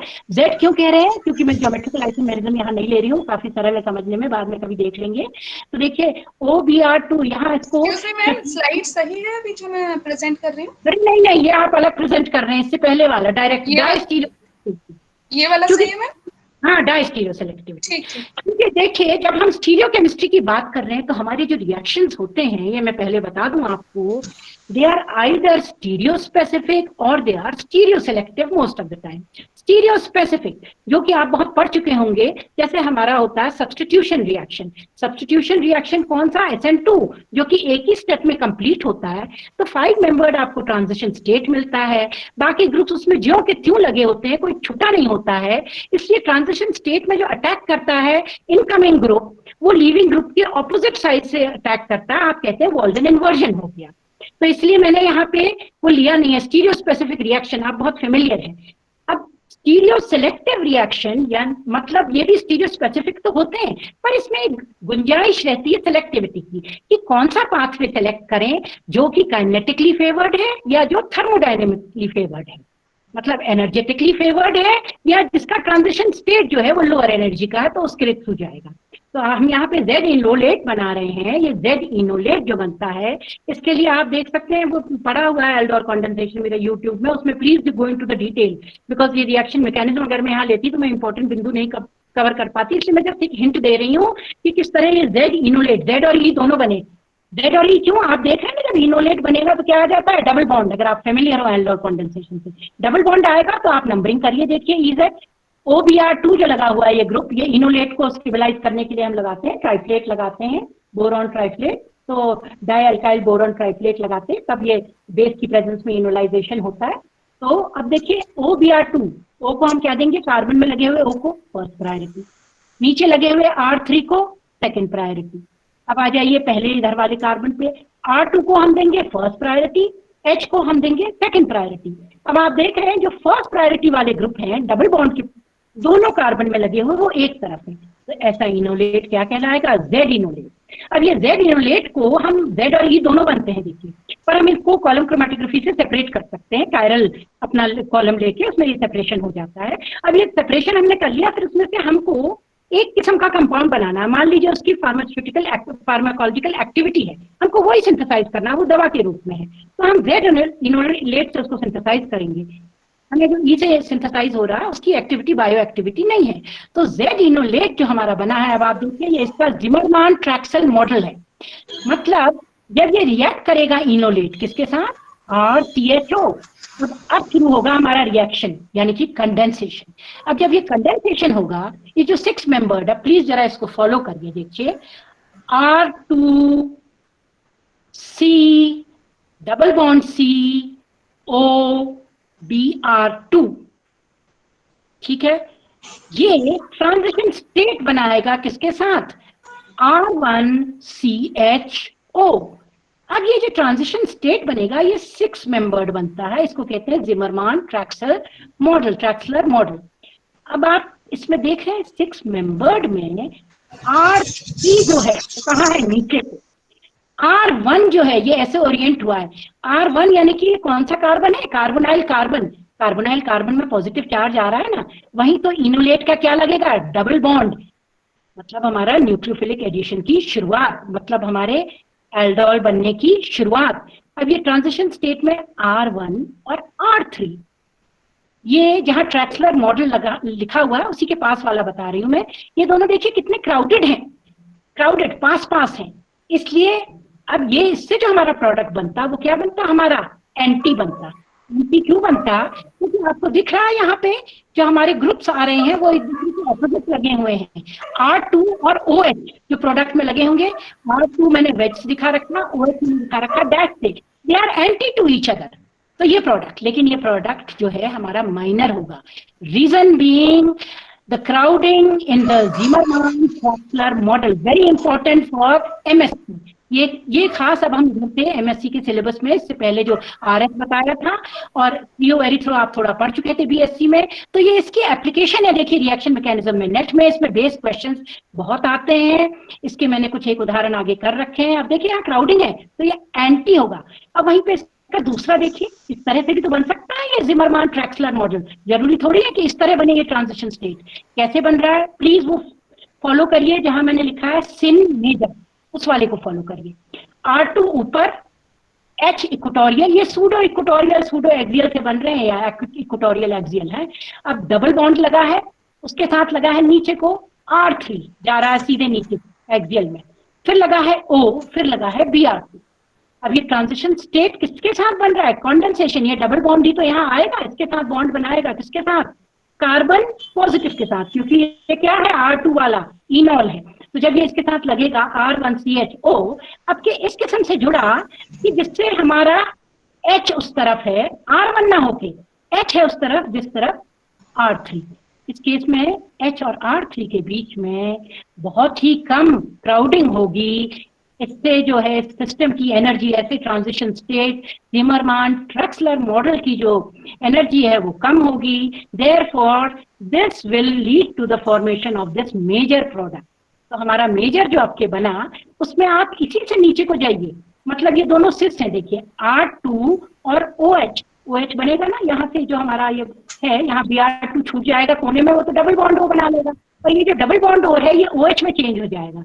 और आप देख रहे हैं OH उसी डायरेक्शन में जा रहा है ऊपर को, जहाँ कौन जा रहा है? R2।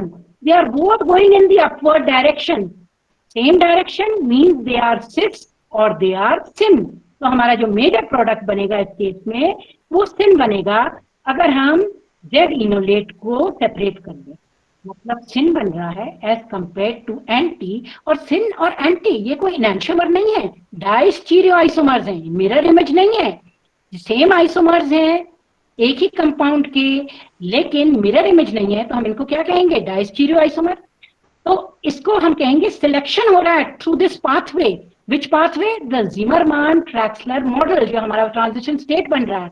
इसलिए हम डायरेक्ट कर रहे हैं, देखिए क्या चूज करके हमने इसको ट्राइफ्लेट लेके, बोरॉन ट्राइफ्लेट, डायल्काइल बोरॉन ट्राइफ्लेट लेकर के इसको हमने इनोलेट बनाया, फिर उसके बाद हमने रिएक्शन कराया, तो हमारा सिन मेजर प्रोडक्ट है। The chemist is now controlling the reaction, that is why it is known as directed aldol condensation, और we are getting one of the distereoisomer।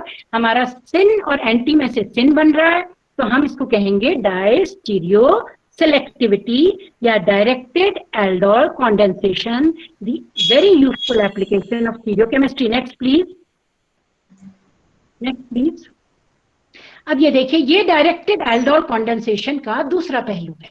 दूसरा पहलू मतलब अब हम देख रहे हैं रीजियो सेलेक्टिविटी। इससे पहले का डॉक्टर चारू, इससे पहले वाला यस है। अब हम इसमें देख रहे हैं रीजियो सेलेक्टिविटी। रीजियो सेलेक्टिविटी थोड़ा सा गौर करिए, देखिए आपके ये है हमारे पास 2 पेंटेनॉन, ठीक है।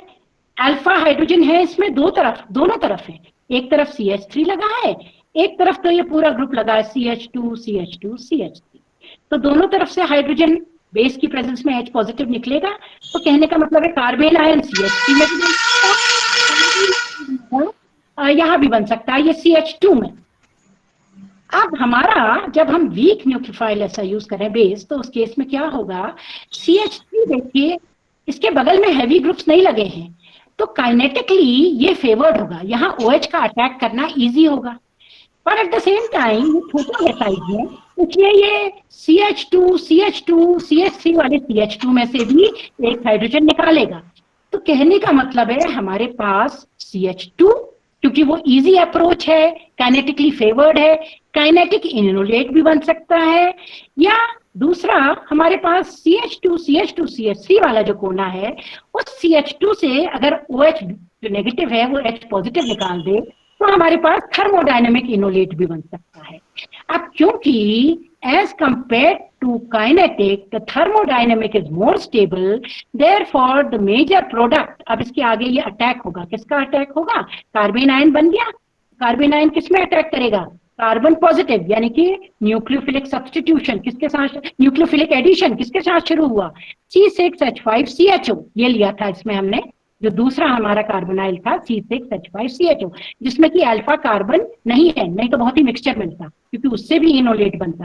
तो C6H5CHO जो है उसका C पॉजिटिव, क्योंकि इलेक्ट्रोमेरिक शिफ्ट होगी, C पॉजिटिव O नेगेटिव, तो C पॉजिटिव की तरफ क्या अटैक करेगा?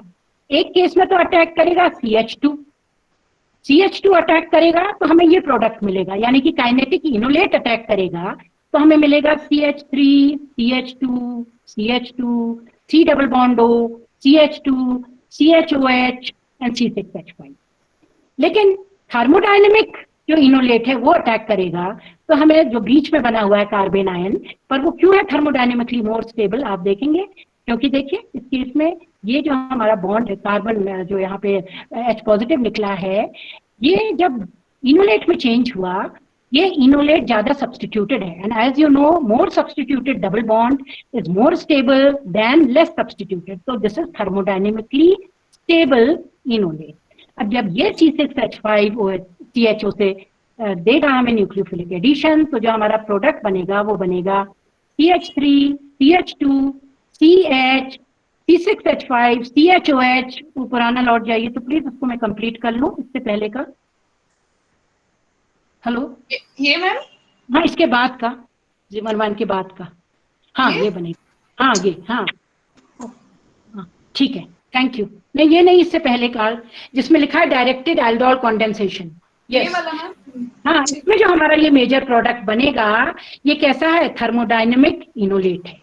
लेकिन देखिए हम इस रिएक्शन को चेंज कर सकते हैं, इसका रुख बदल सकते हैं। कैसे? तभी हम इसको कह रहे हैं डायरेक्टेड एल्डोल कंडेंसेशन, हम कंट्रोल कर रहे हैं। हम अगर एलडीए लें, एलडीए जो एक बल्की बेस है, तो उससे क्या होगा कि जो हमारा काइनेटिक इनोलेट है, जो अभी तक ऊपर वाला मैं दिखा रही थी, जो माइनर बन रहा था क्योंकि थर्मोडायनेमिक वाला ज्यादा बन रहा था, ये काइनेटिक इनोलेट अब के मेजर होगा। क्यों?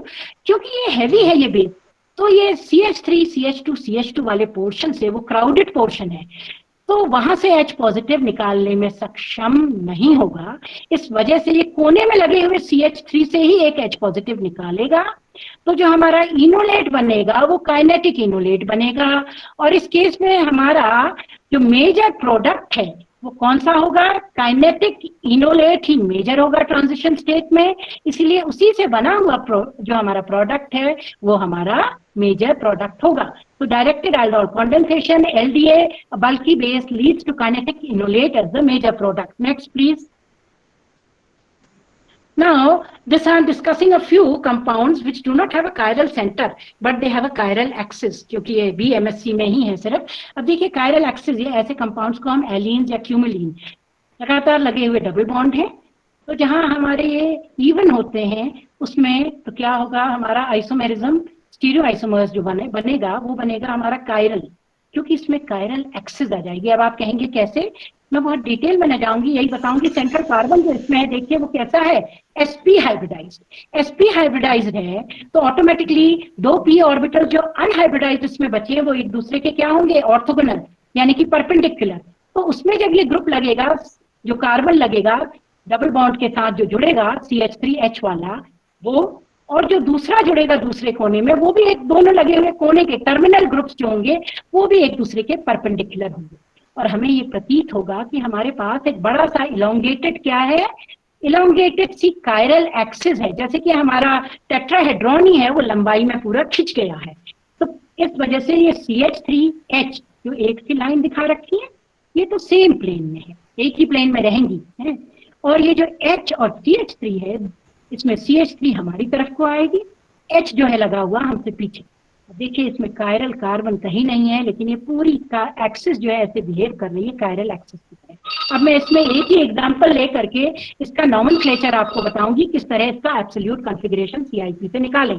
तो वो पहला वाला, हाँ। अब देखिए आप इसको क्या करेंगे, अगर आप इसको व्यू करेंगे किस तरफ से, ये HCH3 को मैंने हॉरिजॉन्टल रखा है। हॉरिजॉन्टल लाइन कौन से ग्रुप को डिपिक्ट करती है? ये वो वाले ग्रुप दिखाती है जो आउट ऑफ द प्लेन है, मतलब इसमें H डैश और CH3। अब H डैश भी इसमें कौन सी साइड लगेगा? H डैश, क्योंकि हम इसको व्यू कर रहे हैं लेफ्ट साइड से। क्यों व्यू कर रहे हैं लेफ्ट साइड से? क्योंकि लेफ्ट साइड में तो ही हमारे दोनों ग्रुप लगे हैं आउट ऑफ प्लेन वाले, तो वहीं से जिस तरफ से हम देखते हैं उसी तरफ के ग्रुप को, उसी तरफ हम अपने कम प्रायोरिटी वाले ग्रुप को, कि जो हमसे दूर है, उसको रखते हैं। तो H को हमने उस तरफ से देखा जहां H डैश और CH3 वेज लगा था, तो H को हमने लेफ्ट हैंड साइड से देखा इनको, तो पूरे एक्सिस को हमने कौन सी हैंड साइड से देखा? H और CH3 वाले। तो H को हमने रख दिया, क्योंकि लेफ्ट हैंड साइड से पूरे मॉलिक्यूल को देख रहे हैं, तो हम H को रख लेंगे जो हमसे दूर है left hand side. Automatically horizontal line में जहां मैंने A लिख रखा है जो वेज है, वो आ जाएगा राइट हैंड साइड। अब इसके बाद जो ग्रुप एक ही प्लेन में लगे हुए हैं उनको हम जैसे दिख रहे हैं वैसे ही रख दें। यानी कि एक नॉर्थ में दिख रहा है CH3 नॉर्थ में, तो उसको हम नॉर्थ में रखते हैं ऊपर की तरफ। H हम रख दें जो D वाला है उसको नीचे साउथ में। अब इसमें बस CIP से एक ये फर्क होता है कि इसका जब हम नॉमेनक्लेचर करेंगे तो हम जिस तरफ से देखते हैं उस एक्सिस को इसकी प्रायोरिटी देते हैं। अब क्योंकि हमने हॉरिजॉन्टल वाली तरफ से, आउट ऑफ प्लेन वाली तरफ से देखा, तो इसीलिए इसको जिससे हम भूले ना, उसको हमने प्रायोरिटी देके उसको हमने चौड़े से लिख दिया, ऐसे ब्रॉड लाइन से। तो यानी कि ये प्रायोरिटी एक्सिस। अब इसमें हम ये नहीं देखते कि हमारा H जो है वो कम प्रायोरिटी का है। No, we give the entire horizontal line that axis priority from the direction we have viewed the molecule. तो अब इसमें A आ गई फर्स्ट प्रायोरिटी, B जो हमारा H लगा हुआ है क्योंकि उसी एक्सेस को दे रहे हैं प्रायोरिटी, वो सेकंड आ गया, और ये CH3 आ गया हमारा थर्ड प्रायोरिटी। अब आप देखेंगे A से B से C में जाते हुए हमारा डायरेक्शन जो आ रहा है वो क्या आ रहा है? R। यानी कि ये देख क्या शो कर रहा है? ऑप्टिकल आइसोमेरिज्म, और उसमें भी जो एक्टिविटी शो कर रहा है, जो एब्सोल्यूट कॉन्फ़िगरेशन इसका है वो क्या है? R। अब अगर आप ये लेफ्ट हैंड साइड से निकालें तो भी वही आएगा, राइट हैंड साइड से निकालें तो भी वही आएगा। दोनों ही हालातों में अगर आप लेफ्ट हैंड साइड से इसको व्यू करेंगे, तब मैंने जहां ये इसको ब्रॉड बनाया था हॉरिजॉन्टल को, उस बार में आप वर्टिकल लाइन को ब्रॉड देंगे, और मैंने जहां इस वाले को तवज्जो दी थी हॉरिजॉन्टल लाइन को, उस केसेस में आप CH3 से H में जाएंगे। और क्योंकि आप इसको कौन सी साइड से देख रहे हैं? राइट हैंड साइड से, तो आपके इस वाले में जो आपने H लेफ्ट हैंड साइड लिखा था, अब नेक्स्ट में आप उसको राइट हैंड साइड में लिखेंगे। तो ये थोड़ा प्रैक्टिस होता है, लेकिन इसी तरह से बहुत इजीली हम ये स्ट्रक्चर निकाल सकते हैं क्यूमिलिन। अब ये समझने की यहाँ बात है, देखिए यहाँ even number of double bond है, तो वो तो ऑप्टिकल आइसोमेरिज्म शो करेंगे, पर यहाँ पे अगर एक बॉन्ड और जुड़ जाए डबल बॉन्ड, तो अभी तक कोने में टर्मिनल वाले अब जो हमारे कार्बन होंगे उनमें लगे हुए ग्रुप एक दूसरे के परपेंडिकुलर नहीं होंगे। दो perpendicular will correspond to now planar, तो अब वो पैरेलल आ जाएंगे एक दूसरे के, एक मतलब अब वो हमें शो करेगा geometrical isomer in fact and not optical isomerism. तो अगर डबल बॉन्ड लगे हुए हमारे इवन हो क्यूमिलीन्स में, एलीन्स या क्यूमिलीन मतलब क्यूमुलेटेड, लगातार एक के बाद एक डबल बॉन्ड लगे हो, तो उस केस में तो वो शो करता है ऑप्टिकल। और अगर आपको 3 बॉन्ड लगे हुए दिखाई दिए हो, यहाँ एक के बाद एक कार्बन लगे हो और 3 डबल बॉन्ड हो, even number of double bond, तो इवन में तो आपका ऑप्टिकल, और अगर ऑड हो तो उस केस में आपका ज्योमेट्रिकल आइसोमर। Next please. ये थे कायरल एक्सिस के उदाहरण। ये उदाहरण है हमारे बाइफिनाइल का, जिसको कहते हैं हम एट्रोप आइसोमेरिज्म, मतलब 2 बेंजीन रिंग्स हैं। फॉर्मूला वही लागू है जो इससे पहले बताया था, उसी तरह हम इसमें भी निकालते हैं प्रायोरिटी। जरा इन दोनों को गौर से देख लीजिएगा। देखिए फिनाइल रिंग्स हैं, ये दोनों फिनाइल रिंग्स तो प्लेनर होंगी, दोनों ही कनेक्टेड एक सिंगल बॉन्ड से है। तो क्यों कहते हैं ये एट्रोप आइसोमेरिज्म? ये दोनों आसानी से इस सिंगल बॉन्ड की तरफ घूम सकती है, तो ऊपर की नीचे, नीचे के ऊपर, प्लेनर है क्योंकि दोनों बेंजीन है। लेकिन कुछ हालत बदल जाती है जब इनके ऑर्थो पोजीशन में ऐसे हैवी ग्रुप लगे। अब ये प्लेनर सकती हैं, नहीं तो ये दोनों ग्रुप्स जो हैं, दोनों बेंजीन रिंग के जो ऑर्थो पोजीशन में है, ये एक दूसरे से टकराएंगे, तो automatically there will be carbon single bond carbon rotation, जिससे सिस्टम की जो एनर्जी बढ़ गई है ग्रुप टकराने से वो कम हो जाए। तो ये अलाइन ऐसे हो जाएंगे कि एक तो प्लेनर रहेगी, दूसरी ring out of the plane चली जाएगी, जो यहाँ ब्रॉड से दिखाया है। ऑटोमेटिकली दैट इनवाइट्स फॉर, ये जो सिंगल हमने दिखा रखी है रिंग, यानी कि ये पूरी एक प्लेन में, यहाँ ये वेज से दिखा रखी है और COH ग्रुप डैश से लगा हुआ दिखा रखा है, ये आउट ऑफ द प्लेन। इसी कॉन्फ़िगरेशन में ये रहेंगी और हम इनको रिजॉल्व कर सकते हैं जब तक कि ये लगे हुए ग्रुप्स सिमेट्रिकली सब्स्टिट्यूटेड ना हो। अगर ये अलग अलग ग्रुप लगे हों, एक रिंग में दो अलग ग्रुप लगे हैं, तो ऑटोमेटिकली सिमेट्री नहीं होगी। ये बल्कि ग्रुप्स हो मोर ओवर, तो in that case this will show atop, it Greek word, मतलब without turning, it won't turn। Carbon single bond carbon होते हुए भी ये घूमेंगे नहीं, अब ये उसी में स्थित रहेंगे, यानी कि इसकी जो मिरर इमेज होगी वो क्या होगी, नॉन सुपर इम्पोज होगी। तो ऑटोमेटिकली चलिए हम निकालते हैं इस ये वाला जो स्ट्रक्चर दिखा रखा है बाइफिनाइल का, दो फिनाइल रिंग्स का, कि इसका एब्सोल्यूट कॉन्फ़िगरेशन क्या है, हम ऑप्टिकल आइसोमर कह रहे हैं। तो देखिए हमने इधर की साइड से इसको देखा, ये वाली साइड से जहाँ ये वेज से दिखा रखा है, ब्रॉड लाइन से दिखा रखा है, तो हम उसी को थोड़ा प्रायोरिटी देंगे। अब आप देख रहे हैं हॉरिजॉन्टल लाइन जो है वो डिपिक्ट करती है आउट ऑफ द प्लेन वाले ग्रुप, तो उसमें NO2 1, और क्योंकि COH जो ग्रुप हमसे दूर है, हम कहाँ से देख रहे हैं, राइट हैंड साइड। आप देख रहे हैं ये पूरी रिंग कहाँ लगी है, राइट हैंड साइड में, वहीं से हम देख रहे हैं। तो जो हमसे दूर जाता हुआ ग्रुप है उसको हम राइट हैंड साइड में ही रखेंगे। तो COH को हमने रखा राइट हैंड साइड में, NO2 को रखा हमने लेफ्ट हैंड साइड में। और जो दूसरे प्लेनर दूसरी रिंग में दिख रहे हैं ऊपर नीचे, जो सिंपल रिंग है उसमें OCH3 नीचे दिख रहा है वर्टिकली, तो हम उसको नीचे रख देंगे। अब हम हॉरिजॉन्टल लाइन को पहली प्रायोरिटी लेंगे, क्योंकि ये भी हमारी क्या बन गई अब, कायरल एक्सिस। तो उस एक्सिस को प्रायोरिटी देंगे जिधर से हम देख रहे हैं। हमने क्योंकि इसको देखा कौन सी हैंड साइड से, राइट हैंड साइड से, तो इसको प्रायोरिटी देते हुए देखिए NO2 से गए COH, COH से गए OCH3। क्या आ रहा है हमारा डायरेक्शन, एंटी क्लॉकवाइज। तो यानी कि हमारा ये आइसोमर कौन सा हुआ, S। वहीं पे मैं यहाँ ये बताना चाह रही हूँ, जो एलियंस में मैं नहीं बताया, क्योंकि हर एक में बताऊंगी तो बहुत टाइम लगेगा, आपको सिर्फ इसलिए इंपॉर्टेंट पॉइंट्स और हिंट्स दे रही हूँ, तो खुद से थोड़ा देखना ये पड़ेगा। देखिए अब ये साइड से हम देखेंगे, तो अब हम कौन सी साइड से देख रहे हैं, लेफ्ट साइड से। लेफ्ट साइड में कौन सी रिंग है, बाइफिनाइल की, वो रिंग है जो एक प्लेनर है, तो हमने उसको प्रायोरिटी दी। तो आप देख रहे हैं OCH3 को हमने दिया पहला नंबर, H को हमने दिया दूसरा नंबर। पर प्रायोरिटी इसी को देंगे क्योंकि हम इस वाली एक्सिस से देख रहे हैं, इस तरफ से देख रहे हैं, तो इसीलिए इसको हमने फर्स्ट और सेकंड कहा। फिर उसके बाद जो हमारी आउट ऑफ द प्लेन थी, हॉरिजॉन्टल में जो हम रखेंगे, तो हम NO2 इधर रखेंगे, COH कि हम लेफ्ट हैंड साइड रखेंगे, क्योंकि हम पूरे मॉलिक्यूल को कहाँ से ऑब्जर्व कर रहे हैं, लेफ्ट हैंड साइड से। तो जो ग्रुप हमसे दूर जाता हुआ है, दूर जाता हुआ कौन सा ग्रुप है, COH, उसको हम जिस साइड से देखते हैं, मैंने पहले बताया एक्सेस, वहीं पे यहाँ हम लेफ्ट हैंड साइड में रखेंगे। उधर हम राइट से देख रहे थे तो राइट हैंड साइड में रख रहे थे, तो उसको लेफ्ट हैंड साइड में रखा। अब आप डायरेक्शन देखिए 1 से 2, 2 से 3, क्या डायरेक्शन आया, S।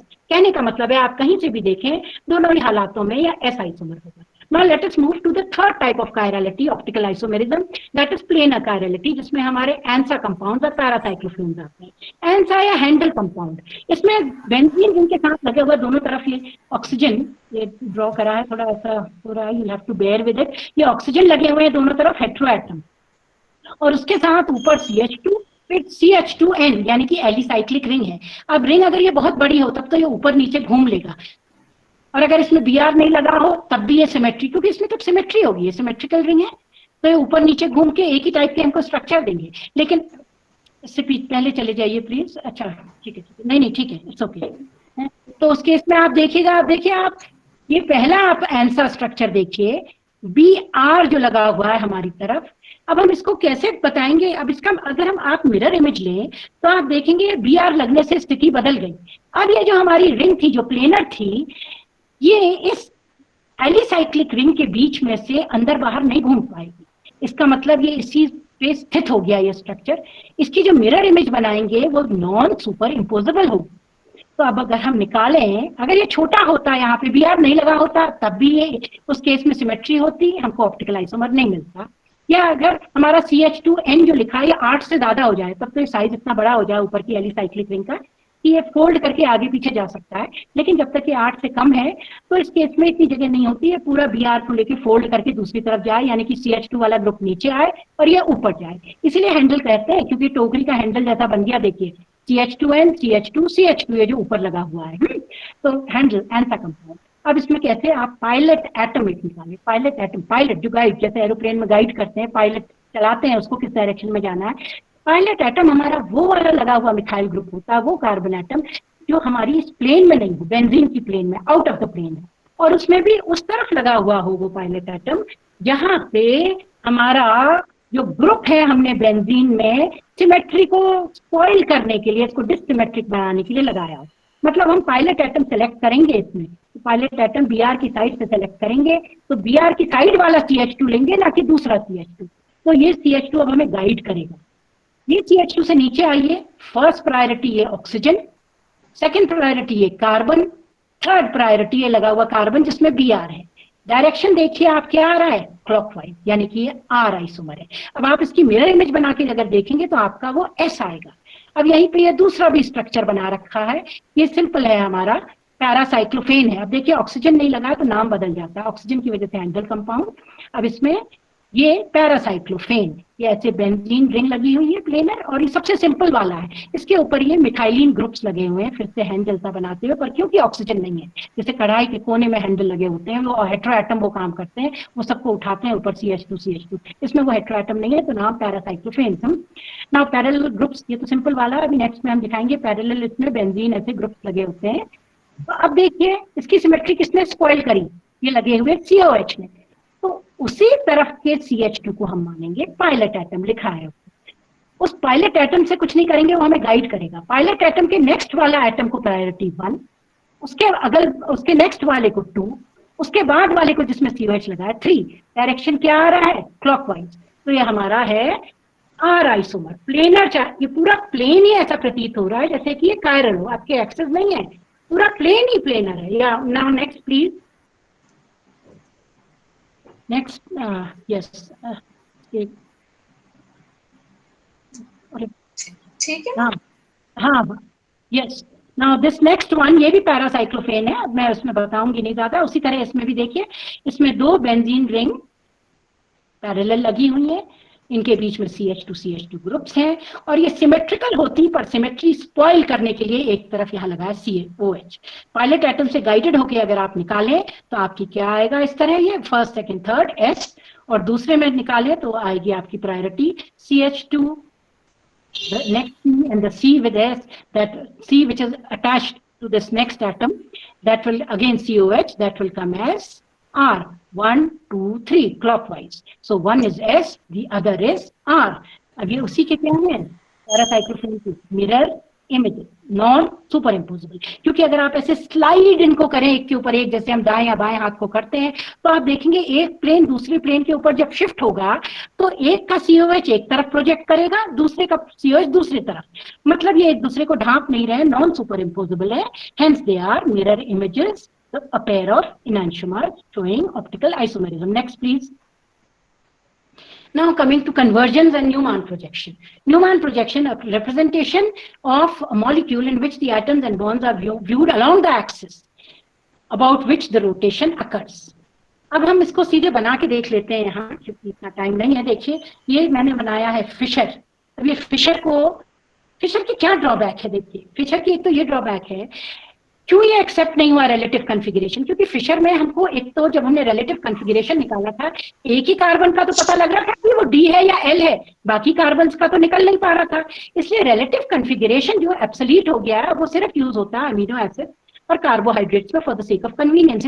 इसलिए हम एब्सोल्यूट कॉन्फ़िगरेशन, क्योंकि एब्सोल्यूट कॉन्फ़िगरेशन पे हमें हर एक कायरल कार्बन का क्या कॉन्फ़िगरेशन है वो पता लग जाता है। अब इस फिशर में एक ड्रॉबैक और होता है, कन्वीनियंट है लेकिन इसमें हमें एक्लिप्स दिखाई देते हैं ये स्ट्रक्चर। तो चलिए हम इस फिशर को कन्वर्ट करते हैं। एक्लिप्स मतलब एक के पीछे एक लगे हुए हैं, C2H5 के पीछे C2H5, OH के पीछे OH along the 2 dimension, 3 नहीं दिख रहे, हम न्यूमैन में कन्वर्ट करेंगे 3 डायमेंशन। कैसे, तो जो हमारे सामने लगा हुआ ये फर्स्ट कार्बन जहां मैंने लिख रखा है, आप क्या करें, वो बिंदु से, ये बिंदु से सामने का पॉइंट है वो दिखाता है उसको, पीछे की जो सर्कल है वो दिखाता है सेकंड कार्बन को। तो आगे का जो हमारा बिंदु है, इसमें जैसे लगे हुए ग्रुप्स हैं हम उनको वैसे ही रख लें। तो C2H5 दिख रहा है हमें कहाँ, राइट हैंड साइड, वैसे ही रख लेते हैं। OH हमें दिख रहा है लेफ्ट हैंड साइड, हम वैसे ही रख लेते हैं। अब इसके बाद जो पीछे का कार्बन है, जो बड़े से गोल घिरी से दिखा रखा है सर्कल से, उसमें भी हम जैसे दिख रहे हैं वैसे ही रख रहे हैं।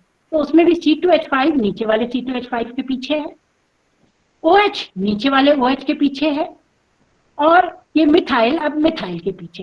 कौन से वाले का? सेकंड सर्कल का। ये हमारा आया न्यूमैन में एक्लिप्स्ड कन्फर्मेशन। लेकिन हमें मालूम है ना, अब मैं कन्फर्मेशंस पे आ गई हूँ। Remember, from configurations I have moved on conversion to these है। अभी हम सिर्फ कन्वर्ट कर रहे हैं, वैसे नहीं कि हम कॉन्फ़िगरेशन में नहीं है, सिर्फ कन्वर्ट करने के लिए कि कैसे, तो क्योंकि इसमें हमें 3 डायमेंशनल प्रोजेक्शन दिख रहा है। अब हमें मालूम है ना, स्टैगर्ड फॉर्म जो है वो ज्यादा स्टेबल होता है। तो कार्बन, सिंगल बॉन्ड कार्बन घूमेगा, मतलब ये इस तरह घूमेगा। अब हम इसको पूरा घुमा लेते हैं। चलिए, हमने घुमा लिया, जो हमारे सामने प्रेजेंट है उसको ना छोड़ के, जो हमारे पीछे लगा हुआ गोल घिर्री वाला कार्बन है, 180 से घुमा लिया, तो हमें टोटली स्टैगर्ड फॉर्म मिल गया।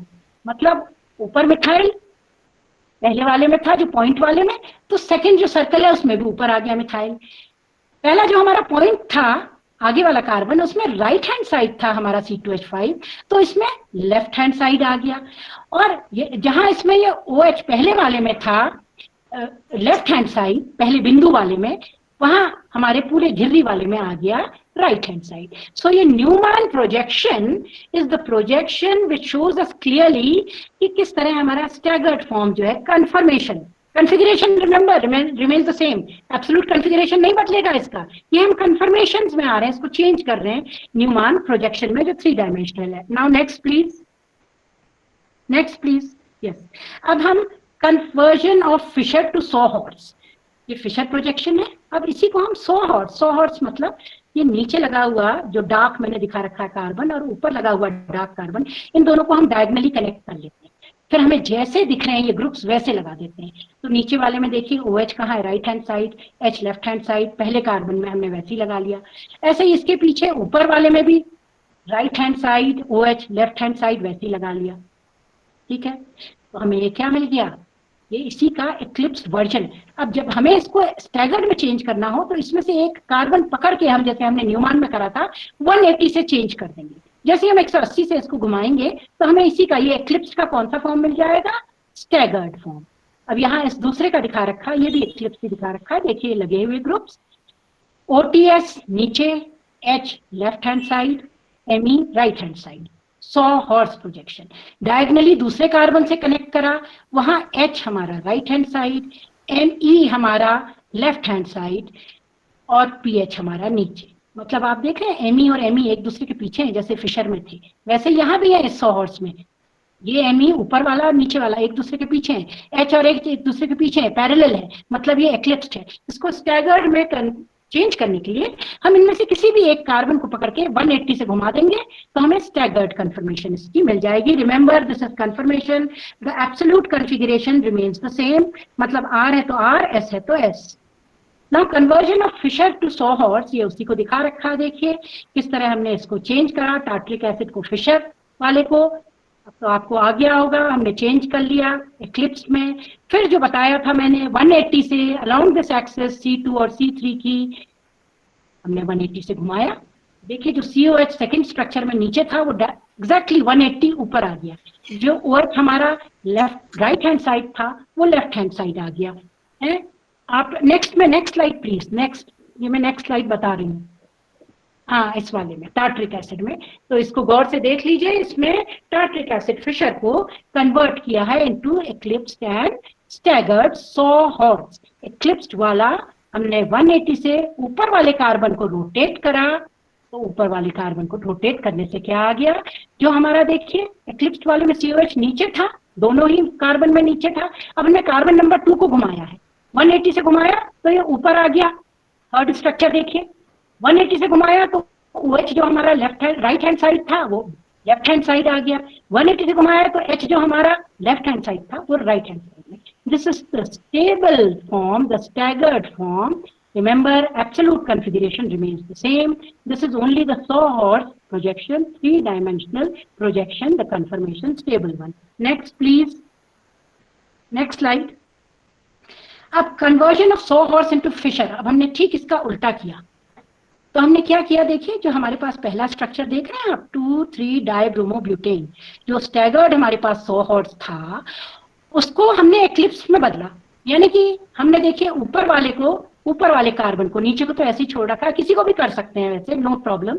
ऊपर वाले को हमने 180 से टर्न करा, तो जो Br ऊपर के कार्बन में आपको नीचे को दिख रहा है राइट हैंड साइड, वो कहाँ चला गया, बीच का स्ट्रक्चर देखिए वो डायगनली ऊपर चला गया।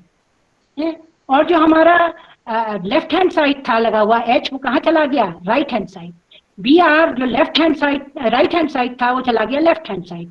ये अब देखिए एक्लिप्स, ये हमने इसको फिर ये वाले को देखिए, पहला वाला स्ट्रक्चर जो है हमारा ऑपोजिट यानी कि स्टैगर्ड है, इसको हम चेंज कर रहे हैं किसमें, फिर से एक्लिप्स में। क्यों कर रहे हैं, क्योंकि हम इसको 100 हॉर्स में बैठाना चाहते हैं। अब हम इसको सीधे 100 हॉर्स में थर्ड में स्ट्रक्चर में मूव कर लीजिए। थर्ड स्ट्रक्चर क्योंकि अभी एक्लिप्स है तो सेकंड को जैसा हमें दिख रहा है सेकंड हम वैसे ही लिख लेंगे।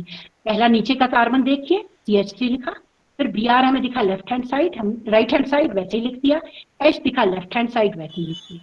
फिर आइए ऊपर के कार्बन में CH3 हमें नीचे दिखा है तो हम यहाँ लगा लेंगे एग्जैक्टली ऑपोजिट ये ऊपर।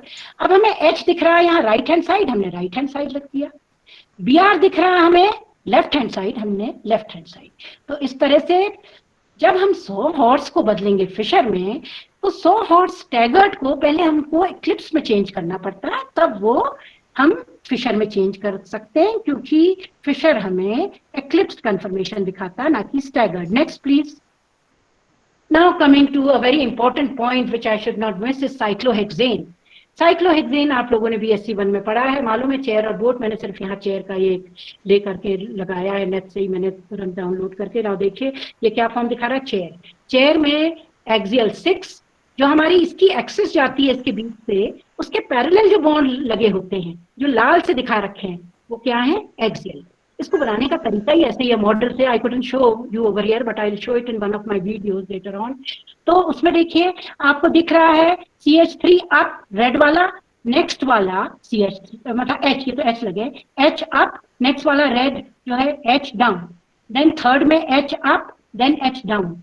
इस तरह मॉलिक्यूल ही अपने आप को ऐसे ओरिएंट करता है। यस, आप इसको इसी में नेक्स्ट वाली स्लाइड में चले जाइए जहां मैंने इसका स्ट्रक्चर बनाने का, मॉडल बनाने का तरीका बता रखा है कि जब आप इनको ज्वाइन करें, देखिए सब में क्या है, sp3 हाइब्रिडाइज्ड है ये। तो साचे मोड थ्योरी के हिसाब से ये प्लेनर स्ट्रक्चर, पहले सोचा जाता था प्लेनर स्ट्रक्चर है, लेकिन ये प्लेनर नहीं है जो हम BSc1 में पढ़ चुके हैं। ये कैसा है, पकड़ यानी कि फोल्डेड, थोड़ा मोड़ा स्ट्रक्चर है। ये फोल्डिंग इसमें क्यों होती है, थोड़ा मोड़ा इस तरह ऊपर नीचे आड़े तिरछे क्यों फोल्ड होते हैं, पकड़ क्यों बनता है, इससे कि अपने स्ट्रेन को, molecule in nature everything wants stability, you follow, so the molecule itself wants stability, जिससे आपस में लगे हुए दो एडजेसेंट बॉन्ड एक दूसरे से ना टकराएं। तो एडजेसेंट कार्बन 1 और कार्बन 2 में लगे हुए ये H ऑटोमेटिकली एक दूसरे के ऑपोजिट चले जाते हैं, एक दूसरे के ऑपोजिट चले जाएंगे, और थर्ड वाला तो फिर ऊपर आ जाएगा। तो 1 और 3 तो होंगे सिस, लेकिन 1 और 2 एक दूसरे के क्या होंगे, ट्रांस। इस तरह हम पूरा ये बना लेते हैं स्ट्रक्चर। तो 1 अप 1 डाउन रख के adjacent, first up then second down, third up then fourth down, axial के हिसाब से बनाना इसको सरल होता है इस मॉडल को। तो हमको साइक्लोहेक्सेन का मिल जाता है very stable chair conformation with the minimum of interaction. बस इसमें एक इंटरेक्शन जो होते हैं बहुत इंपॉर्टेंट, वो होते हैं 1,3 डायएक्सियल। अगर आप 1 देखें, 1 मतलब आप किसी को भी 1 मान लें जहां एक्सियल है, और उससे लगा हुआ रिस्पेक्ट में तीसरा कार्बन देखें तो तीसरा एक्सियल में उसके क्या है, सिस। अब जब तक इसमें हाइड्रोजन लगे हुए हैं तब तक तो कोई फर्क नहीं पड़ता, रिंग फ्लिपिंग होती रहती है। मतलब जो कार्बन एक समय में एक्सियल है, आप नेक्स्ट में देखिए उसका स्ट्रक्चर क्या बना रखा है, कार्बन कार्बन सिंगल बॉन्ड है, घूमेगा रोटेट करेगा तो जो बॉन्ड एक क्षण में एक्सियल है वो चेंज हो जाएगा दूसरे क्षण में इक्वेटोरियल में, and this will go on axial to equatorial equal to equatorial to axial, this is known as ring flipping. लेकिन जैसे ही H की जगह इसमें लगा CH3 तो देखिए इंटरेक्शन शुरू हो जाते हैं। यहाँ मैंने आपको नेक्स्ट में मैंने आपको एनर्जी डायग्राम बता रखी है इसकी। चेयर जो सबसे स्टेबल है, लीस्ट इंटरेक्शन, फिर उसके बाद हाफ चेयर, फिर उसके बाद डाउन जाता है फिर से कर्व, ट्विस्ट बोट, क्योंकि चेयर के बाद अगर कोई स्टेबल है तो वो है ट्विस्ट बोट। ये स्ट्रक्चर्स बने हैं यहाँ इसके, और उसके बाद फिर एक हाई जाता हुआ, यानी कि फिर से आ गई ये बोट, बीच वाला जो अप जा रहा है कर्व, ये बोट है, बीच में एक ट्विस्ट बोट है which I think I have missed on this है, सो उसका मैंने स्ट्रक्चर नहीं बनाया है यहाँ, आप देख सकते हैं। तो ये ट्विस्ट बोट है, मतलब हाईएस्ट एनर्जी किसकी होगी, हाफ चेयर, फिर देखिए ट्विस्ट बोट की, फिर again it passes to a minima, twist boat, क्योंकि इस तरह घूमेंगे तो ये कंफर्मेशन बीच बीच में आएंगी। ये आप अगर मॉडल से घुमाएं तो आप पाएंगे इसी तरह होता है। फिर आप इस तरह इसमें जाएंगे हाफ चेयर, और हाफ चेयर से होते हुए फाइनली ये चेयर फॉर्म में, दूसरे चेयर फॉर्म में हो जाएगी।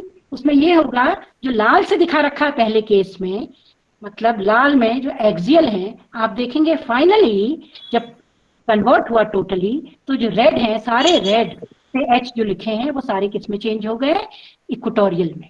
इक्वेटोरियल अगेंस्ट द इक्वेटर, जो ये बॉन्ड ऐसे हैं +18 -18 डिग्रीज इस तरह oriented against the equator of this ring coming horizontally, these are equatorial not. So सारे एक्सियल किस में बदल गए, फ्लिप होके into equatorial. This is known as ring flipping. Next please, अगला। हाँ, तो देखिए अब ये इसके लिए जो काम हुआ, ये सारी स्टीरियोकेमिस्ट्री कैसे डेवलप हुई है, क्यों बहुत इंपॉर्टेंट है, क्योंकि हमारे बहुत सारे जो मेडिसिन हैं, बहुत सारे जो नेचुरल प्रोडक्ट है, सब में साइक्लोहेक्सेन सिस्टम ये सबसे स्टेबल होता है, one of the most stable, और उनमें पाया जाता है। एंड डेरेक बार्टन और हासिल को इस काम के लिए 1969 में नोबेल प्राइज मिला। उन्होंने ही, इसमें आप बार्टन का पेपर डाउनलोड करके पढ़ सकते हैं, बहुत ही अच्छा पेपर है ये पेपर, बार्टन का paper on conformations of cyclohexane and various other molecule. तो इसमें मैं देखिए थोड़ा सा जाती हूँ सब्स्टिट्यूटेड, क्योंकि ये कोर्स में है substituted. Next please, next please, next please. हाँ yes, substituted cyclohexane. Doctor Shalini, मैं खुद ही रश कर रही हूँ, मैं इनको बाद में ये आप दे सकते हैं, बिकॉज इतना टाइम मैं इंपॉर्टेंट पॉइंट्स को हिट करना चाह रही हूँ।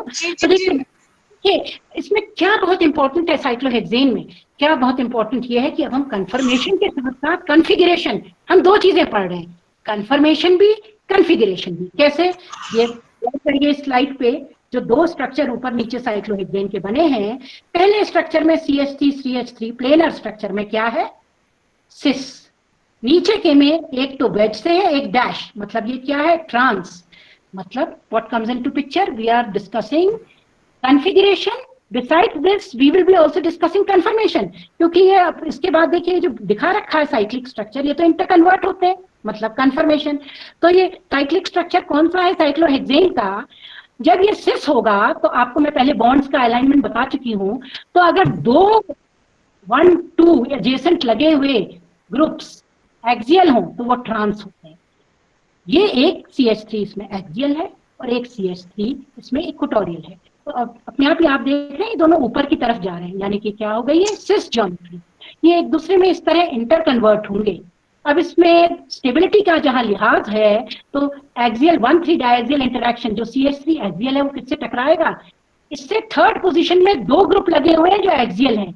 अगर इससे आप थर्ड कार्बन काउंट करें, third, second is down that is trans, but third is up. Similarly ऊपर की प्लेन में देखें, ये फर्स्ट जो अप है, इसके बाद थर्ड भी अप होगा यहाँ पे, क्योंकि सेकंड डाउन होगा। तो दो 1,3 डायक्सियल इंटरेक्शंस की वजह से एक्सियल वाला जो है आइसोमर वो अनस्टेबल होता है। लेकिन जब ये इंटरकन्वर्ट होगा, देखिए एक्सियल तो इसमें तो दोनों में बराबर ही है। तो अब दोनों में बराबर हैं और इसमें 3 जो होंगे वो ब्यूटेन गॉस इंटरेक्शन होंगे, और this will exist as DL pair. ये सिस वाले फॉर्म के बारे में बता रही हूँ मैं, ये नहीं कि दोनों DL पेयर है, इतनी जल्दी इसमें रेसिमाइजेशन होगा। अब वहीं पे ये जो ट्रांस है, देखिए दूसरा वाला ट्रांस है, ट्रांस के केस में स्टोरी कुछ अलग होगी। ट्रांस के केस में ट्रांस कब होगा आइसोमर, तब होगा जब ट्रांस 1 2 आपस में लगे हुए बॉन्ड एक्सियल हो। आप लास्ट वाले से देखिए जिसमें एक्सियल लगे होंगे, ट्रांस क्लियरली शो कर रहा है। अगर दो डायएक्सियल ट्रांस हैं तो बाय एनालॉजी दो डाइक्वेटोरियल भी क्या हुए, ट्रांस। अब आप CH3 नीले से देख रहे हैं, एक CH3 इक्वेटोरियल में नीचे की प्लेन में आ रहा है, एक CH3 ऊपर की प्लेन में जा रहा है। अब इसमें से जो इक्वेटोरियल लगा है, इसमें किसी किस्म के 1,3 डायएक्सियल इंटरेक्शन तो होते नहीं है, ये इक्वेटोरियल में लगा है, तो equatorial position is the stable position. अब इनमें जो इंटरेक्शन होंगे वो सिर्फ एक होगा, वो होगा एक बिटवीन दी CH2 CH3। सो ऊपर लिखा हुआ है देखिए 1 butane Gauss interaction. And axial में क्या होता है, जब दो एक्सियल होते हैं आपस में लगे हुए, इसका अगला आइसोमर जो ट्रांस तो है लेकिन उसमें 4 होंगे ब्यूटेन गॉस इंटरेक्शन। तो 1 इंटरेक्शन की एनर्जी जो बार्टन ने निकाली है, बार्टन की निकाली हुई है सारे पेपर्स में, उन्होंने एनर्जी कैलकुलेशन करे, वो है 0.9 किलो कैलोरी पर मोल। तो आप देखेंगे ऑटोमेटिकली कि जो हमारा ट्रांसफॉर्म है उसमें diequatorial is much more stable than diaxial. And moreover in the geometrical isomers too, the diequatorial is much more stable than the cis axial equatorial. मतलब सिस से कौन सा ज्यादा प्रेफर्ड है? ट्रांस। तो ये लाइन में equilibrium की जब दोनों आइसोमर्स है, वाला जो है थर्मोडायनेमिकली जो फेवर्ड है वो वाला आइसोमर, बिकॉज उसमें इंटरेक्शन कम है, वो स्टेबल वाला है क्योंकि दो उसमें इक्वेटोरियल ग्रुप है। तो trans is much more stable than the cis. Now the next slide please. अब इसमें जो हम दिखा रहे हैं ये देखिए सिस 1-3, पहले प्लेनर, पर प्लेनर को एक्सप्लेन करने के लिए, क्योंकि ये प्लेनर नहीं होते हैं ये स्ट्रक्चर, ये पकर्ड होते हैं। तो इस साइक्लोहेक्सेन में देखिए जब 1-3 बनाया, अब 1 और 2 तो ट्रांस होते हैं, लेकिन 1 और 3 क्या होंगे? सिस। तो ये पहला जो स्ट्रक्चर प्लेनर में बना है वो क्या है? सिस। और आप देख रहे हैं इसमें प्लेनर में भी दिख रहा है और यहाँ भी दिख रहा है कि इसमें एक प्लेन ऑफ सिमेट्री है, तो ऑप्टिकली ये क्या होगा? इनएक्टिव। और ये मैंने छोटा एरो बीच में दिखा रखा है क्योंकि रिंग फ्लिपिंग होगी तो ये 1-3 जो डाई इक्वेटोरियल है दे विल कन्वर्ट इनटू 1-3 डायएक्सियल। लेकिन 1-3 डायएक्सियल में इतने स्ट्रॉन्ग इंटरेक्शन होंगे, so because of that this will be much less stable. In fact ये बिल्कुल रीकन्फर्मेशन बहुत कम रहेगा। Basically this will exist in which form? 1-3 डाइक्वेटोरियल। और ये कौन सा है? सिस है। 1-3 आइसोमर, अनलाइक 1-2 जो है वो तो हमारा ट्रांस होता है डाइक्वेटोरियल, लेकिन 1-3 डाइक्वेटोरियल हमारा ये सिस है जो यहाँ बनाया है। अब इसी के नीचे देखिए दिखा रखा है ट्रांस 1-3। ट्रांस 1-3 जो है उसमें ऑटोमेटिकली एक जो होगा एक्सियल तो दूसरा जो होगा वो इक्वेटोरियल। उस केस में आप देख रहे हैं ये ट्रांस CH3 जो लाल वाला है वो नीचे की तरफ आ रहा है, एक्सियल। इक्वेटोरियल कहाँ जा रहा है? प्लेन में ऊपर की तरफ।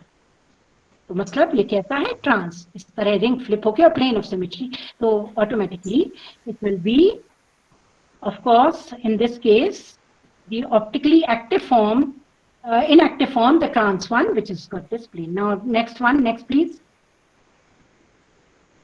अब हम जाते हैं 1-4। देखिए 1-4 में जो कंडीशन है वो बिल्कुल जैसे 1-2 में होती है उसी की तरह है। 1-4 में भी जो डाई एक्सियल है और डाई इक्वेटोरियल है वो ट्रांस होगा, और जो सिस है वो एक एक्सियल और एक, ये देखिए यहाँ दिखा रखा है ट्रांस वाला, नीचे वाला ट्रांस है, तो डाई इक्वेटोरियल ज्यादा स्टेबल। इस केस में तो ये टोटली दोनों ऑप्टिकली इनएक्टिव हैं क्योंकि इसमें सिमेट्री देख रहे हैं आप, है दोनों में ही है, चाहे वो सिस हो चाहे वो ट्रांस हो, दोनों ही केसेस में ये सिमेट्री है। और इसमें भी ऑटोमेटिकली ये ट्रांस वाला जो है डाई इक्वेटोरियल ज्यादा स्टेबल होगा as compare to the cis. Now moving on to the next. ये एक बहुत इंपॉर्टेंट पेपर, ये देखिए journal of American chemical society में 1990 इसलिए ले रहे हैं क्योंकि जरा हट के जो मॉलिक्यूल है वो है, ऐसे बहुत सारे मॉलिक्यूल्स है, मैं इसमें से एक ही लाई क्योंकि बहुत सारे तो मैं डिस्कस नहीं कर सकती थी। This is very nice, very interesting, 1990 में पब्लिश्ड है। ये देखिए ट्रांस 1 2 3 4 5 6 हेक्सा इथाइल साइक्लोहेक्सेन जो स्ट्रक्चर बना रखा है, ये जो होता है all equatorial, the first structure, क्योंकि ऑल इक्वेटोरियल चेयर फॉर्म होगा, ऑल इक्वेटोरियल ट्रांस ही होगा क्योंकि 1 और 2 ऑटोमेटिकली ट्रांस, 2 और 3 automatically trans when they are equatorial. ये तो स्टेबल होता है, लेकिन हालत कुछ बदल जाती है जब इसी ग्रुप को कैसे सब्स्टिट्यूट कर दिया। We took all trans, they took rather those people who did this, 1 2 3 4 5 6 hexa isopropyl cyclohexane. अब ये सेकंड वाला देखिए ऑल ट्रांस है, लेकिन हैरत की बात है यहाँ पे एनर्जी कंसिडरेशन, हम कहते हैं ना एक्सियल स्टेबल नहीं है, लेकिन ये इसकी मजबूरी है कि अगर ये इक्वेटोरियल में होगा तो ये आइसोप्रोपाइल ग्रुप आपस में इतना स्ट्रॉन्ग इंटरेक्शन शो करेंगे, इस वजह से ये ऑल एक्सियल जो कन्फर्मेशन है वो प्रिफर करता है। You can read this entire paper, this is very interesting, in journal of American chemical society in the year 1990, a very good work, कि किस तरह ये हट करके हमारे आइसोमर हैं। हम इक्वेटोरियल स्टेबल कह रहे थे, ये वो है जो axial all axial but very stable, predominantly ये इसी फॉर्म में रहता है, ऑल एक्सियल फॉर्म में। Now let's move on to this next please. ये भी मैं टॉपिक जस्ट हिट अपॉन करना चाहती हूँ, प्रोकायरलिटी। प्रोकायरलिटी मतलब देखिए यहाँ, क्योंकि बहुत इंपॉर्टेंट है, हमारी बॉडी के अंदर जितने एंजाइम्स होते हैं, जितने मॉलिक्यूल्स बायोमॉलिक्यूल्स होते हैं, वो यही प्रोसेस शो करते हैं, प्रो कायरलिटी मतलब फेवरिंग कायरलिटी। क्यों? जैसे ही एक ग्रुप उसमें जुड़ा कायरलिटी हो जाती है तुरंत। इस तरह देखिए एक एग्जांपल से यहाँ बताऊंगी। अब आप देख रहे हैं इसमें हम कंसिडर करते हैं होमोमॉर्फिक लिगेंड। होमोमॉर्फिक लिगेंड्स के आधार पर हम बताते हैं क्या ये कार्बन जो अब तक कायरल नहीं था क्या ये प्रो है, मतलब फेवर कर रहा है कायरलिटी को, कर रहा है तो कैसे कर रहा है? हम इसमें दो क्राइटेरिया अडॉप्ट करते हैं, substitution, addition, addition double bond के केस में, इस केस में सब्स्टिट्यूशन, या सिमेट्री क्राइटेरिया। जनरली सब्स्टिट्यूशन और एडिशन क्राइटेरिया बहुत सरल होता है समझने में, सिमेट्री में जिन्होंने पॉइंट ग्रुप पढ़ा हो वो इजीली समझ पाते हैं, बट इवन देन हमारे यहाँ इतना डिफिकल्ट नहीं होगा। I taken very simple example, और उसमें भी सिर्फ दो जो सिमेट्री ऑपरेशन है वो ज्यादा इंपॉर्टेंट है इसमें, सेंटर ऑफ सिमेट्री और plane of symmetry. Rotation reflection को कंसिडर करने की ऐसी जरूरत नहीं है, उसी से हमारा काम बन जाता है इन दो सिमेट्री एलिमेंट से। तो देखिए आप देख रहे हैं कार्बन में क्या लगा है, CH3 और OH, और दूसरी तरफ लगा है H और H। अब आप कहेंगे ये तो कायरल नहीं है, डेफिनेटली ये कायरल नहीं है। अब इसमें लगे हुए दो एक से लिगेंड, हम होमोमॉर्फिक लिगेंड उनको कहते हैं, जो किसी भी कार्बन में लगे हुए दो लिगेंड एक जैसे हो, चाहे वो दो H हो, दो COH हो, दो Cl हो, दो एक से लिगेंड्स को हम होमोमॉर्फिक, दे आर मॉर्फस, एक सिमिलर इन ऑल रिस्पेक्ट। अब इनको हम कंपेयर करेंगे कैसे, सब्स्टिट्यूशन क्राइटेरिया। चलिए मैंने ये जहाँ HS लिखा है नीले वाले को सब्स्टिट्यूट कर दिया ड्यूटेरियम से, D लिख दिया, या किसी भी ग्रुप से। और अब जब सब्स्टिट्यूट करा, अब आप देखेंगे ये कार्बन कायरल हो गया, तो इसमें 4 अलग ग्रुप हो गए। अब हम निकालेंगे इस केस में इसकी प्रायोरिटी बेसिस पर कि कौन सा वाला आ रहा, OH हमारा first, CH3 second, D third, heavier isotope है।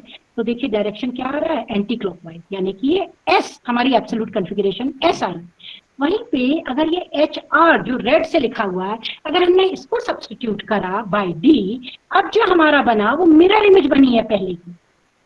तो हमने HS वाले को तो ऐसे ही छोड़ दिया एज H, दूसरे को सब्स्टिट्यूट कर रहे हैं लाल वाले को, नीले को ऐसे ही छोड़ दिया, आपके इसको सब्स्टिट्यूट करा, फिर से कायरल बन गया ये कार्बन। अब के जो हमारी आई प्रायोरिटी बेसिस वो I configuration R। Yes doctor Shalini, I am trying to move fast. So in other words, this molecule is showing chirality, it is pro-chiral. And what are the two groups? हम इनको नाम कैसे देंगे? हम H red वाले को बोलेंगे pro-R, और हम दूसरे वाले को बोलेंगे pro-S। शायद यहाँ ऐसे उल्टा लिख दिया मैंने, देखिए शायद, आई थिंक इसको जरा देखना पड़ेगा, ये जो लिखा हुआ है, खैर एनीवे। हाँ, तो एक ग्रुप हुआ हमारा pro-R और दूसरा हुआ हमारा pro-S। जो S को फेवर करेगा pro-R, जो R को फेवर करेगा वो pro-R। ना pro-chirality, इसमें देखिए एक एग्जांपल हम और देख लेते हैं sp हाइब्रिडाइज में। देखिए pro-R और pro-S, यहाँ भी दो H दिखा रखे, एक तरफ CH3 है, एक तरफ OH है। ना देखिए इस केस में क्या बना हमारा, H2H, एक तरफ हमने इसको रिप्लेस करा, ये जो 2H एक तरफ, और दूसरी तरफ इसको। अब तो देखिए एक केस में हमारा बना R, एक केस में हमारा बना S, क्योंकि हमने जो रिप्लेसमेंट दिखा रहे हैं, यहाँ 2 यहाँ जो लिखा हुआ है इसे रिप्लेसमेंट दिखा रहे हैं, तो कायरलिटी इंट्रोड्यूस हो गई है। If the replacement leads to R chirality, वो आप चेक कर सकते हैं, the atom is pro-R. If the replacement leads to S priority chirality, the atom is pro-S. Many biochemical reaction involve pro-chiral compounds. Now in this case, can we just see this? देखिए मैंने replace जो करा है HaCl से, और यहाँ HbCl से। Next please, next slide. Ha और Hb को हमने रिप्लेस करके देखा है। जब हमने Ha को रिप्लेस करा तो हमारा जो कंपाउंड बना वो बना S। जो हमने Hb को रिप्लेस करके देखा है तो हमारा जो कंपाउंड बना वो बना R। So accordingly, chirality has been introduced in this compound, which till now was not chiral. Next please. Next please. अभी देखिए इसी में मैंने दिखाए हैं कायरल, अभी तक हम कायरलिटी देख रहे थे कैसे sp3 हाइब्रिडाइज कार्बन में। अब हम देखेंगे ऐसे कायरल सरफेस भी होते हैं, प्रो कायरल। कैसे?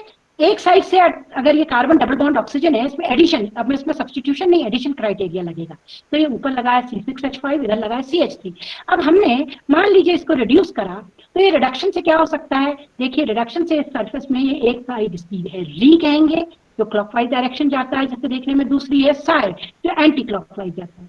तो एक साइड से इसको सरलता से ऐसे समझ लीजिए, H हम इसका रिडक्शन कर रहे हैं, H ओपन अप हुआ तो ये H जब लगा, देखिए कौन सी हैंड साइड में, इधर राइट हैंड साइड में।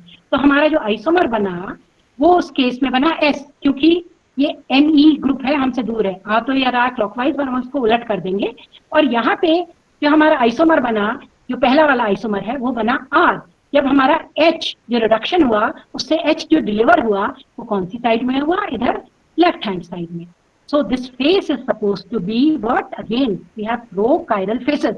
कायरलिटी नहीं है कार्बन डबल बॉन्ड ऑक्सीजन में, लेकिन रिडक्शन होते ही इसमें कायरलिटी आ गई। अब ये समझ लीजिए अगर ये दोनों ऊपर लगे हुए C डबल बॉन्ड में CH3 CH3 होते तो ऐसा नहीं होता, उस केस में हमें सिमेट्रिक मॉलिक्यूल मिलता, जो प्रोडक्ट जो अल्कोहल मिलता है वो सिमेट्रिक मिलता।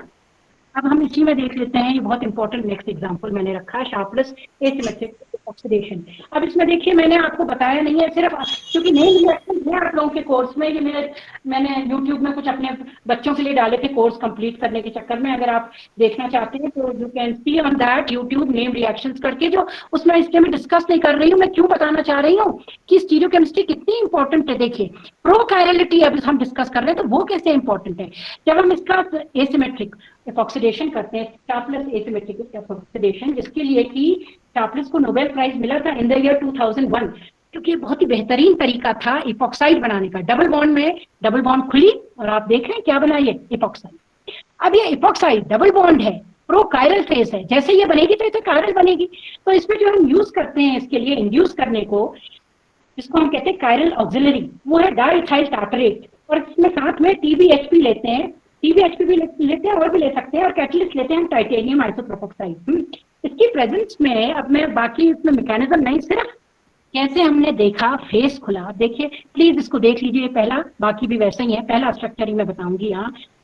पहला जो है, बहुत मेडिसिन बनती है इसको यूज करके, नीचे मैंने लिख भी रखी है, एरिथ्रोमाइसिन इंटरमीडिएट, मिथोमाइसिन इंटरमीडिएट, जो कैंसर एंटी कैंसर वगैरह कई एक मेडिसिन के इंटरमीडिएट होते हैं। अब देखिए प्रायोरिटी फिक्स करिए फेस की, कैसे, जो हमें सामने दिख रहा है अपना फेस, 1 ऊपर 2 फिर तीसरा 3, ये डबल बॉन्ड को हम मान रहे हैं कायरल फेस 1 2 3। हमारे सामने वाला फेस कैसा है, ये आ रहा है डायरेक्शन एंटी क्लॉकवाइज, जो on the plane of paper है।